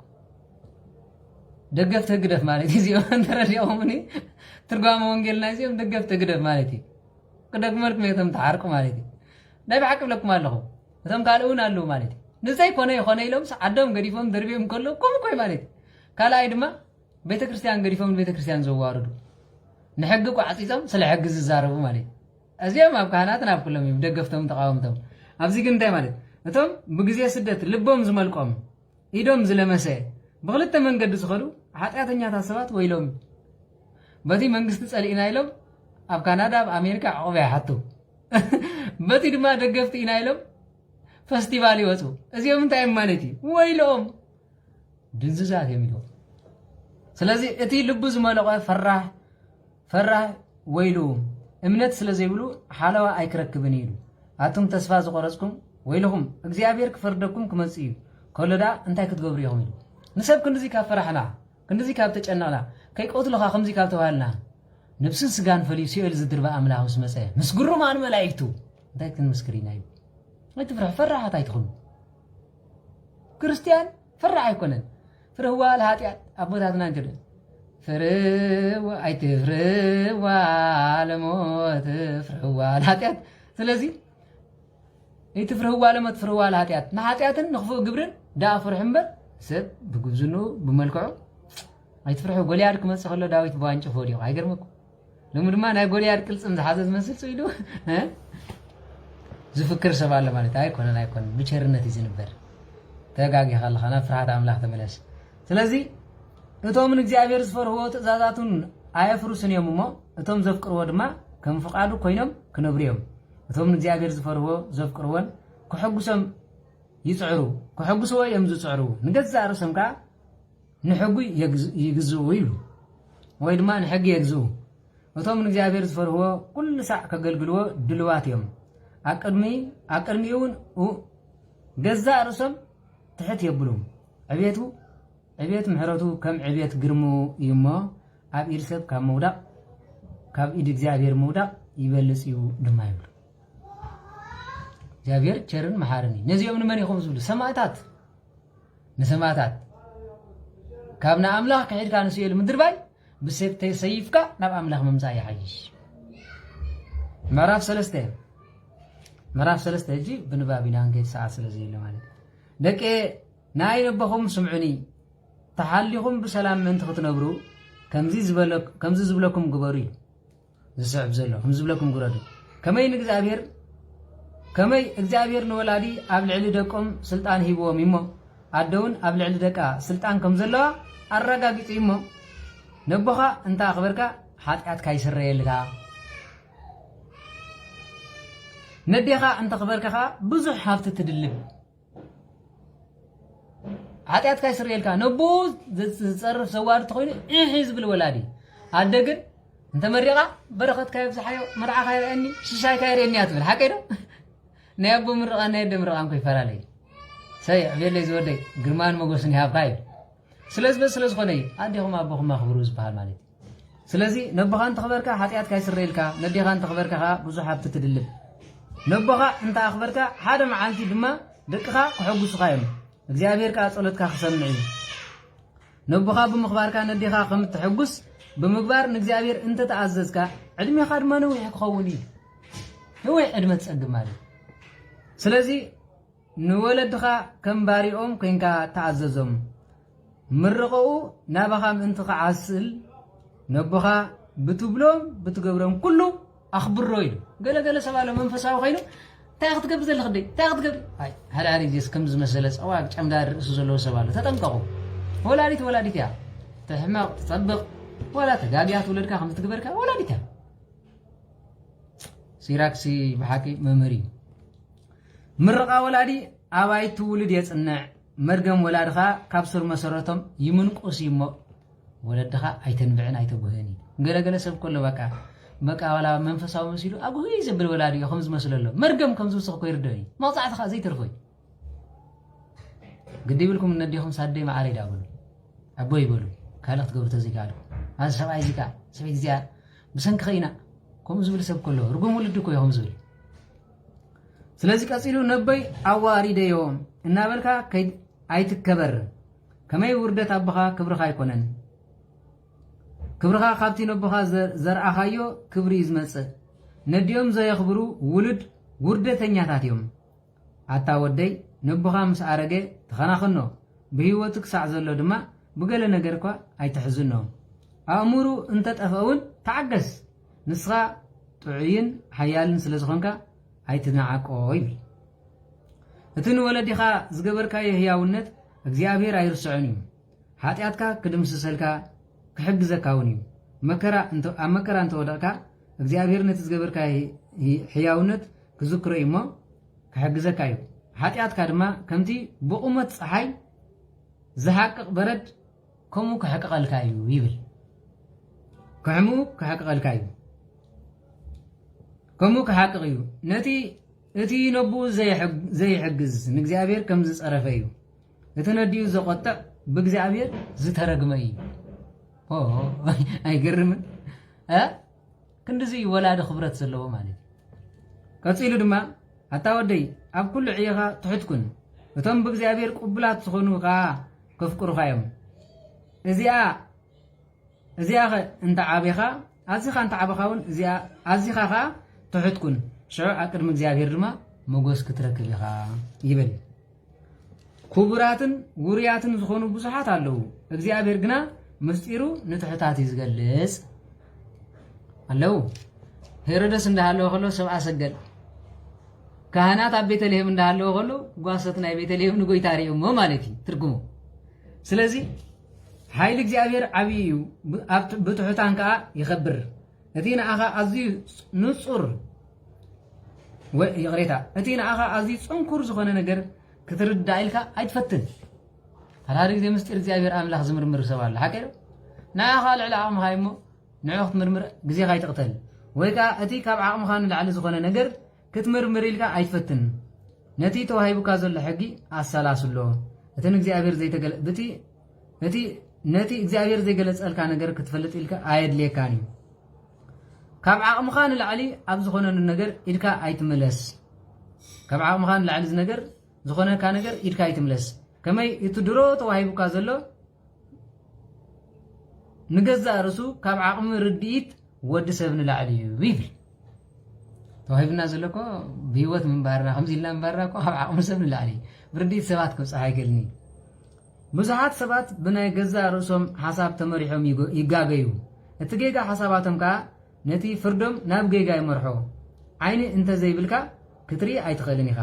ፍልጠት እንተ ዘይብልካ ድማ ጥበብ አለን ኢልካ አይትዛረብ ዘይትፈልጦ መጽሐፍ ክትማጉት አይትኽእልን ስለዚህ አይትዛረብ ኢሉ ህልኸኛ ምዃን ኣብ መወዳእታ ኣብ ስቃይ ከእትወካ እሞ ህልኽ እንተ ደኣ ትፈቱ ኮይንካ ብህልኽ ክትጠፊ ኢኻ ህልኸኛ ሰብ መከራ እዩ ዝፀዓኖ ሓጢአተኛ ሰብ ድማ ሓጢአት ኣብ ልዕሊ ሓጢአት ይኹምር እከይ ኣብ ኣቶም ሱር ስለ ዝሰደደ ኣብ ትዕቢተኛታት ዘሎ መከራ ፈውስ የብሉን ንትዕቢዳ እንታይ ፈውስ ኣለዎ ስለዚህ ፈውስ የብሉን ፈላጣት ሰባት ካብ ምስላታት ይመሃሩ ክመሃሩ ስለ ዝደሊ ጽን ኢሎም ካ ይሰምዑ ኢሉ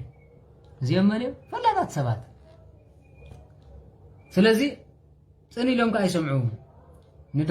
ንድኻም ምጽዋት መሃብ ድማ ከመይ ምዃኑ ክብሪ ክትርዩ ቀጽሉ ድማ ከምቲ ገሃጽ ዝብል ሓዊ ማይ ዘየጥፎ ንድኻም ምጽዋት ካ ንሓጢአት ከምዚ ዝመሰለ ሓጢአት የጥፎ ኢሉ ንድኻም ምጽዋት እቲ ብዛዕባ መጻእ ዕድሉ ዝሓስብ ሰብ ንኻልኦት ሰባት ሰናይ ይግበረሎም ክፉእ መዓልቲ ኣይክረኽቦን ኣብ ዝወደቐለኻ ሓገዝ ክረክብ እዩ ይብል ምዕራፍ 4 ሲራክ ወደይ ንድኻ መንበሪ ኣይተስእኖ ዕንት ድኻ ክልምና ከለዋ ድማ ኣይትጸበየን ስጋብ ዝልምናኻ ኣይትጸበየን ማለት ክልምናኻ ከለዋ ድማ ኣይተጸብየን ዝጠመየ ሰብ ኣይተሕዝኖ ተሊኳ በዚ ይብልካ እግዚአብሔር ይርዳእካ ምባል ስለዚህ ንዝሰኣነ ሰብ ኣይትቆጣዓዮ ተቆጥዑ ንዘሎ ሰብ ድማ መሊስካ መከራ ኣይተወስኸሉ ንለማናይ ክትተኽበሉ ከለኻ ኣይተጸብዮ ኣብ ሰቃይ ንዘሎ ለማናይ ሓገዝካ ኣይትንፈገሉ ንድኻ ሕቆኻ ኣይትሃቦ ንሱን ሪኢኻዮ ክተብቅዕ ከም ዘይረኣኻዮ ኣይትኹን ወይ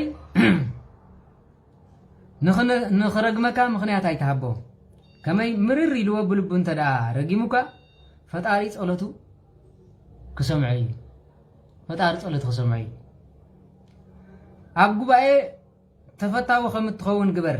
ኣብ ቅድሚ ዓበይቲ ሰባት ድማ ርስኻ ትሕታብል ወተም ኣይትበል ማለት እዩ ንድኻ ጽን ኢልካ ስምዓዮ ብሉም ቃል እውን ብሰላም መልሰሉ ንግፉዕ ካብ ኢድ ገፋዒ ኣናግፎ ኣብ ፍርድኻ ተባዕኩን ትፈርድ ከለኻ ፍርዳዕኩን ተባዕኩን ኢሉ ስለዚህ ንዘኽታማት ከም ኣቦ ኩኖም ንድኻታት ድማ ከም ሰብኣየን ኮይንካ ርዳእየን ሽዑ ከም ወዲ እቲ ልዑል ሰማያዊ ክትከውን ኢኻ ካብቲ ኣዴኻ እተፍቅረካ ኣብሊፅኻ ፈጣሪኻ ከፍቅረካ እዩ ጥበብ ንደቃት ተኽብሮም ነቶም ዝደልዋኻ ትሕግዞም እቲ ንኣ ዘፍቅር ህይወቱ የፍቅር እቶም ኣንጊሆም ዝደልዋኻ ብሓጎስ ይመሉ እቲ ንጥበብ ኣጽኒዑ ዝሕዝ ሰብ ክብሪ ክረክብ እዩ ናብ ዝኸደ እንተኸደኻ እግዚኣብሔር ክባርኾ እዩ ኣገልገልቲ ጥበብ ዘበሉ ኣገልገልቲ እቲ በይኑ ቅዱስ ዝኾነ እዮም ነቶም ንጥበብ ዘፍቅሩኻ እግዚኣብሔር የፍቅሮም እቲ ዝእዘዝ ንህዝቢ ክፈርድ እዩ እቲ ኣቕሊቡ ናብኣ ዝገብር ከዓ ብሰላም ክነብር እዩ ይብል ቀፂሉ ድማ እምነቱ ናብኣ እንተዳ ገይሩ ክረኽባ እዩ ደቁ እውን ካብኡ ተቐቢሎም ገንዘቦም ክገብርዋ እዮም ይብል ማለት እዩ ብመጀመርያ ጥበብ ጥውይዋይ ብዝኾነ ጎደና ትመርሖ ፍርህን ራዕድን እውን ተውድቐሉ ክሳብ እተኣምኖ ከዓ ስነ ስርዓት ብምኽባድ ተሳቂዮ ብትእዛዛታ ዝነብር እንተኾነ ክትርኢ እውን ትፍትኖ ስለዚ ብጥበብን ትፍተን ኢኻ ማለት እዩ ስለዚ ብድሕሪ እዚ ከይዶም ጎየት ናብኡ ትምለስ እሞ ተሐጉሶ ምስጢራኻ ትገልጸሉ ይብል ፋሉል እንተኸድካ ግና ተሓድጎ ናብ ጥፋኣቱ ከይድ ከዓ ጠንጢና ትገድፎ ይብል ንገዛ ርእስኻ ምእማን መጽሓፍ ቅዱስ ገዛ ርእስኻ ምእማን ማለት ነቲ ተሓስቦ ዘለኻ ምትግባር ማለት እሞ እምነትካ እሞ ብኣምላኽ ተኣመን ብእግዚኣብሔር እዩ ንዝተዋሃበካ ግዜ ኣብ ቁም ነገር ኣውዕሎ ዋይ በዚ ነገር እዚ ከምኡ እንተኾይና ቁም ነገር ኣልባ ኢና ማለት እዛ ኢድና እዚኣሲ ናይ ብዙሕ ሓጢኣት መደወሊት ኮይና ሸተት ሓቀይ ዶ እዛ ሞባይል ካብ ትመፅእ ንግዜና መጥፊት ቲክቶክ ዋን ታይም ዝብል ዩቱብ ግልጽ ኣቢሉ ማለት እዩ ስለዚ ንዝተዋሃበካ ግዜ ኣብ ቁም ነገር ኣውዕሎ ክፉእ ከይትገብር ከዓ ንርእስኻ ሓሉ ናብ ገዛ ርእስኻ ድማ ውርደት ኣይተምፅእ ከመይ ናብ ሓጢኣት ዘምርሕ ሕፍረት ኣሎ ክብርን መጎስን ዘምፅእ ሕፍረት ድማ ኣሎ ኢሉ ናብ ሓጢኣት ዘምፅእ ኣሎ ኢሉ ሓቂ ወለድና ክምሰሎ ከሎ እንታይ ኢሉ ሓፋር ጓል ካብ ሓዋት ጠንስ ይበሃል ስለዚ እዛ ሕፍረት እዚ ኣይተድልን ውርደት እያ ተምፅእ ማለት እዩ ስለዚ ገዛ ርእስኻ ከይትጎድኣ ኣፈላላይ ኣይትግበር ውድቀት ከይስዕበካ ከዓ ኣድልዋ ኣይትግበር ጥበብካ ኣይትሕባእ ኣብቲ ሙሹእ ግዜ ድማ ካብ ምዝራብ ሰገጥ ኣይትበል ከመይ ጥበብ ብዘረባ ትምህርትኻ ካብ ኣፍ ዝወፅእ ቃላት እዩ ዝገልጽ ኣንጻር ሓቂ ኣይትዛረብ ኩሉ ነገር ከም ዘይትፈልጥ ከዓ ዘክር ሊቅ መሲሉካ ኣገርግር ኣይትበል ማለት ኩሉ ነገር ኣይትፈልጥና ቅድሚ መን ቅድሚ እግዚኣብሔር ዋላ ቅድሚ ኩሉ ሰብ ንስኹም ትፈልጡ ኣነ ይፈልጦ ደ ኣይፈልጦን ስለዚ ኣብዚ ዓለም እዚኣ ምሁር ዝበሃል ኣሎ ምሁራት ሊቃውንት ገለ ዝበሃል ኣሎ ዘይንፈልጦ ዝፈልጥ ኩሉ ምሁር እዩ ደቂ ዓበይቲ ኣነ ዝፈልጦ ዘይትፈልጦ ታንኩም ንስኻትኩም ምሁራት ክትኮኑ ይተኸሉ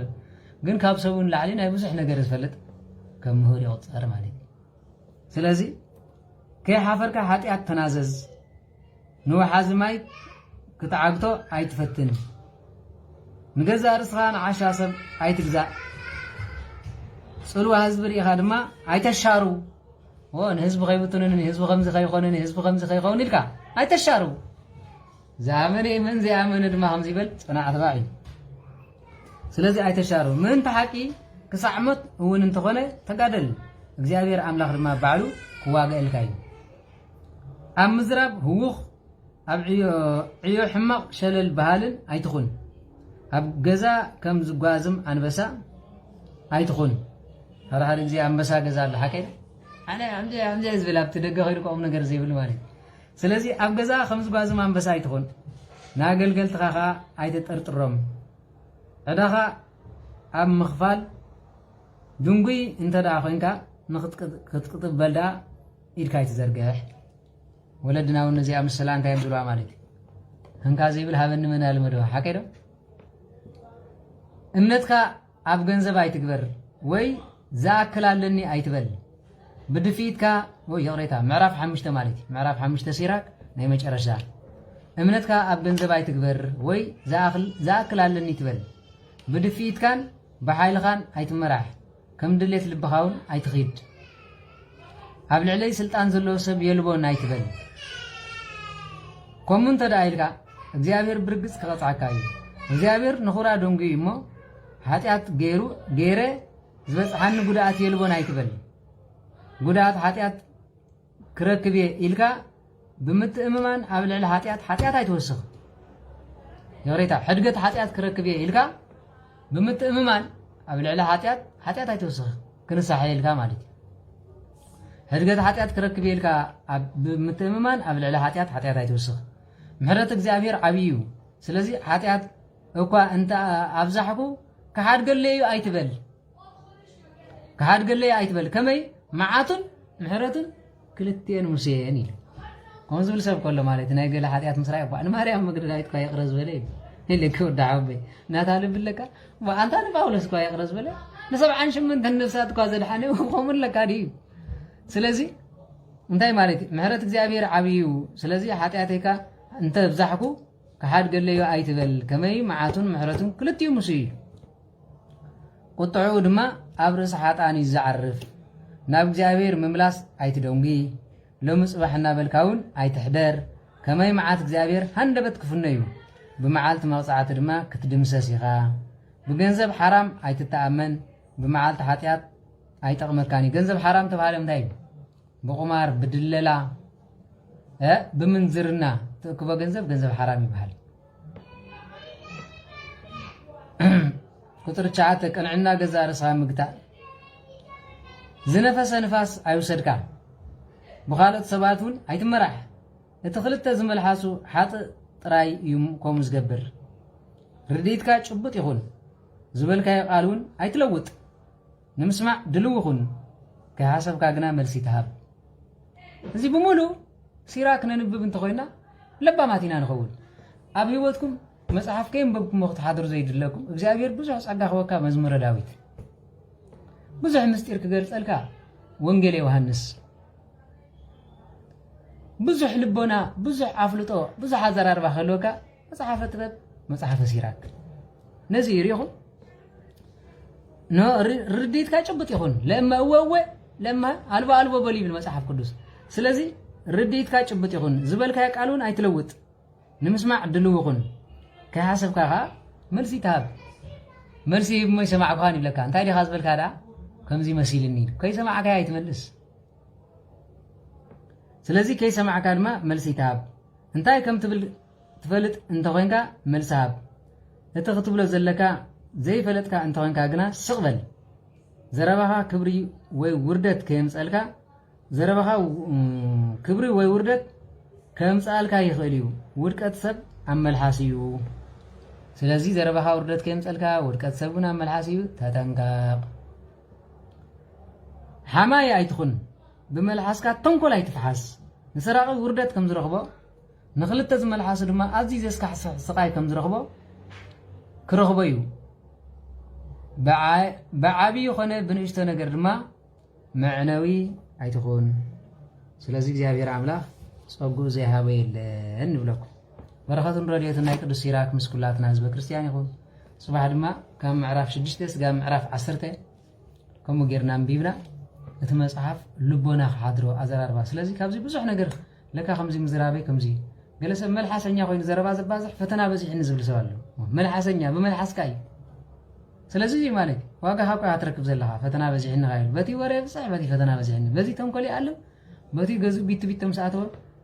ከም ዝብል ሰባለ ማለት ስለዚህ ፈተና ሃይበዝሐካ ስታምትፔ ብሉ ዘማዓዲ ስታምትፔ ዝባሃል ነይሩ ኤርትራ ቀደም ትፈልጥ ወረ ካበይ መጽያ ንብል ነይራ በዕብራይስጥ ስታምትፔ ማለት አፍካ ሐዝ ማለት ስለዚህ ነዚ ስለዝኾነ እዩ በረኸት ረድኤትና ቅዱስ ሲራክ ምስኩላትና ህዝበ ክርስቲያን ይኹን ብጥበብን ብረድኤትን እግዚአብሔር አምላክ ይኸውልልና ዝነጠበ ዝጎደለ በአፈቱ ባን መላእክት ያርመልና ስለዚህ መጽሐፍ ሲራክ በጣም ደስ ብል ልቦና ሳይኮሎጂ ምሁር ሰብ ካብ ጥበብ ሲራክን ካብዚ ነው ወሲድዎ ምንም አፍልጦ ይብሎም ካለ ሕብረተሰብ ኣብዚ ተጸኒዑ ዘሎ ንሶም ቁርብ ጥራይ ወሲኾም ልምበር ሳይኮሎጂ ዝበሃል መጽሐፍ ካብዚ ወሲ ስለዚህ do you want to be psychiatrist read መጽሐፍ ሲራክ ዳሪው ሳይኪያትሪስት ናይ እምሮ ምሁራት ክመታን ክባሃሉ ማለት እዩ ነቲ መጽሐፍ ካብ መጽሐፍ ቅዱስ ሓኺኾም ሲራክ ዝበሃል መጽሐፍ ኣይነበረን ኢሎም ሓድሽ ኪዳን ኢሎም ብሉይ ኪዳን ኢሎም 66 ዝበሃል መጽሐፋት ተኣታትዮም ንሳቶም ሊቃውንቲ ኢሎም ግን መጽሐፍ እንታይ ኢሎም ከምጽኦ ማለት እዩ ዩኒቨርሲቲ ገይሮም ንመጽሐፍ ሲራክ ኣምጽኦምልና ማለት ስለዚህ ምስትርጓም እዩ ስለሰረቆ እዮም ማለት እዩ ስለዚህ እግዚአብሔር አምላክ ጥበብ ያድለና መጽሐፍትና ንምርማር መርሚርና ንምርዳ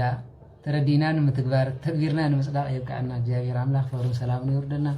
ከም ሕፃ ባሕሪ ብሓት ከም ከዋክብቲ ሰማይ ድምዓት ከም ፀሓይ ጋር ንኹሉ ብርሃን ይበለና ኣብዚ ኸድኩም መጽላልኩም ደመና መግብኹም ሕስተበና ንባብኩም ብራና ስንቁኹም አቁራሪተ መዓት ቅድስት ድንግል ማርያም አዴና ይግበረልና በትርኹም ኃይል መስቀል ጎይታና መድኃኒና ኢየሱስ ክርስቶስ ኖ ስንቁኹም ድማ አቁራሪተ መዓት ቅድስት ድንግል ማርያም አዴና ይትርስዋ ለማርያም ጸውዕ ስማ ከይጸዋዕኩም አይተሕደሩ ስለዚህ ካብ ዘለናዮ ክፉእ ዘመን ንኑህ ብመርከቡ ዘውፅእ መዋፅእ ይፍጠረልና ነስሁ ኩላትና ክንስሓ ኣለና ተነስሑ ትርጉም የብሉን እዚ ግዜ ብጣዕሚ ሕማቕ እዩ ደጋጊመ ይነግረኩም ኣለሁ ብጣዕሚ ሕማቕ ግዜ ተነስሑ ካህናት ዝረኸብኩም መኸይድኩም ሓጢኣትኩም ኣራግፉ ናፅነትኩም ርኸቡ ተነስሐ ሰብ እኖ ካብ ባርነት ዝወፀት ከተማ እዩ ዝመስል ካብ ባዕዳውያን ገዛኢት ዝወፀት ከተማ እዩ ዝመስል ፅሪት እያ ምንም ነወፅቲ ይብላን ስለዚ ተነስሑ ዝነብር ሰብ ድማ ምስ እግዚኣብሔር ዘካስስ የብሉ ምስ ሰባቱም ዘካስስ የብሉ ስለዚ ዕድመ ንስሓ ዘበን ፍስሓ ይኽለና እግዚኣብሔር ምስ ኩላትኩም ይኹን ንዓይነ ሓጢኣተኛ ንእሽተሓወኹም ድማ ብተቕድስቲ ጸሎትኩም ዘክርኒ አሜን አቡነ ዘበሰማያት ቀደስ ስምከ ትምጻእ መንግሥትከ ወይኩን ፈቃድከ በከመ በሰማይ ከማሁ በምድር አበሳነ ወጀጋይነ ከመ ንሕነኒ ንኅድግ ለዘአበሰለኒ ኢታብአነ እግዚኦ ውስተ መንግሥቱ አላርነ ነዋራን ኩሎ ቅስመ ዚአከ መንግሥት ኃይለ ወስብሐት ለዓለሙ ወለዓለም አሜን። በሰላም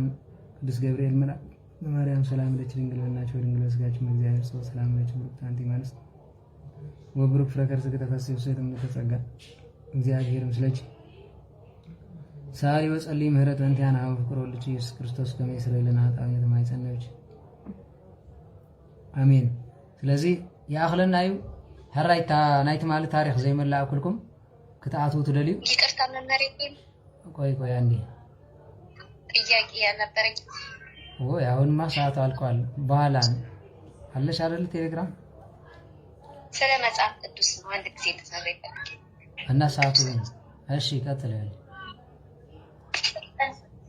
ቃልዮት ያስተማረኝ ወንድማችንና አሁን ስለ መጽሐፍ ቅዱስ ታስተምር ነበርና መጽሐፍ ሲራክ እኔ ሆሊ ባይብል አሁን ለህፃናት የሚሆን ገዝቼ ነበርና ግን እዛ ላይ አሁን መጽሐፍ ሲራክ የሚል የለውም እና ምን አይነት መጽሐፍ ነው መግዛት ያለብን? ሲራክ በምን ቋንቋ ነው የገዛሽው? በአማርኛ ወይም ይሄኛው እንግሊዘኛ? በእንግሊዝ ነው። የለም ሲራክ በእንግሊዘኛ ለምን ፍቀው አጥፍቶት ነበር? በእኔ እንጃ ያለ አይመስለኝም። ምናልባት ግን ኢትዮጵያን ባይብል ዝብል የሚለው እንትኑ የ81 መጽሐፍ የሚል በእንትኑን በጉግል ላይ ማግኘት ትችላለሽ። ምናልባት ተተርጉሞ እንደሆነ እንጂ የለም ሲራክ አብዛኛው የለም። ካለም በዚህ ፖስት እንዴ አለ ግን ሆሊ ባይብል ነው የሚለው ገብቶኛል። እኔ ባይብልም ቆይ ይለያያል። ስለዚህ ካገኘው በመጽሐፍ ቤት ላይ አለ አይደል የመጽሐፍ እንትን ምንልበት እዛው ፖስት ያድርግላችኋለሁ። በቴሌግራም የመጽሐፍ እንትኑን ዶክመንት የሚይዘው ለቴሌግራም ሁሉ ፖስት የምናደርገው በፌስቡክ አለ። እሱን ስላይታይና ከዚያ በዚያ ማስተማር ይችላልሽ። ካልሆነ ደግሞ ምናልባት ካገኘው ልክልሻለሁ። በእንግሊዘኛ ግን ያለ አይመስለኝም። እንደኔ ቃሎት ያሰማልኝ እድሜና ጤና ይስጥልኝ ጸጋውን ያብዛልኝ። ሐራይ ቶም ታሪክ ዘይተነገርኩም ክታቱ ትኸሪው ቴሌግራም ተው ታሪክ እጂ ፍርቅ ሰዓት ቅልጥፍ ኢለ ወደልኩም ያለ ስራ ስለዘለማ ኩልኩም ቴሌግራም ተው ማለት ስጋብ ታአቱ ሓንቲ መዝመር ኩለ ራይ ሊንክ ዛአበኩም ኣብ ቲክቶክ ዘለኹም ሊንክ እንታአቢኩም መሰጅ ጻሐፉ ላይ ሞብቲ ናይ ቲክቶክ ናተይ ሽዑ ሊንክ ብወሰደልኩም ደጊማ ወሰደልኩም ወይ ድማ ናትኩም ቴሌፎን ትጽሕፉ ላይ በዋትስአፕ ወይ በቴሌግራም ወሰደልኩም ሐራይ ብሩኽ ለይቲ እግዚአብሔር ምስኩላትኩም ይኹን።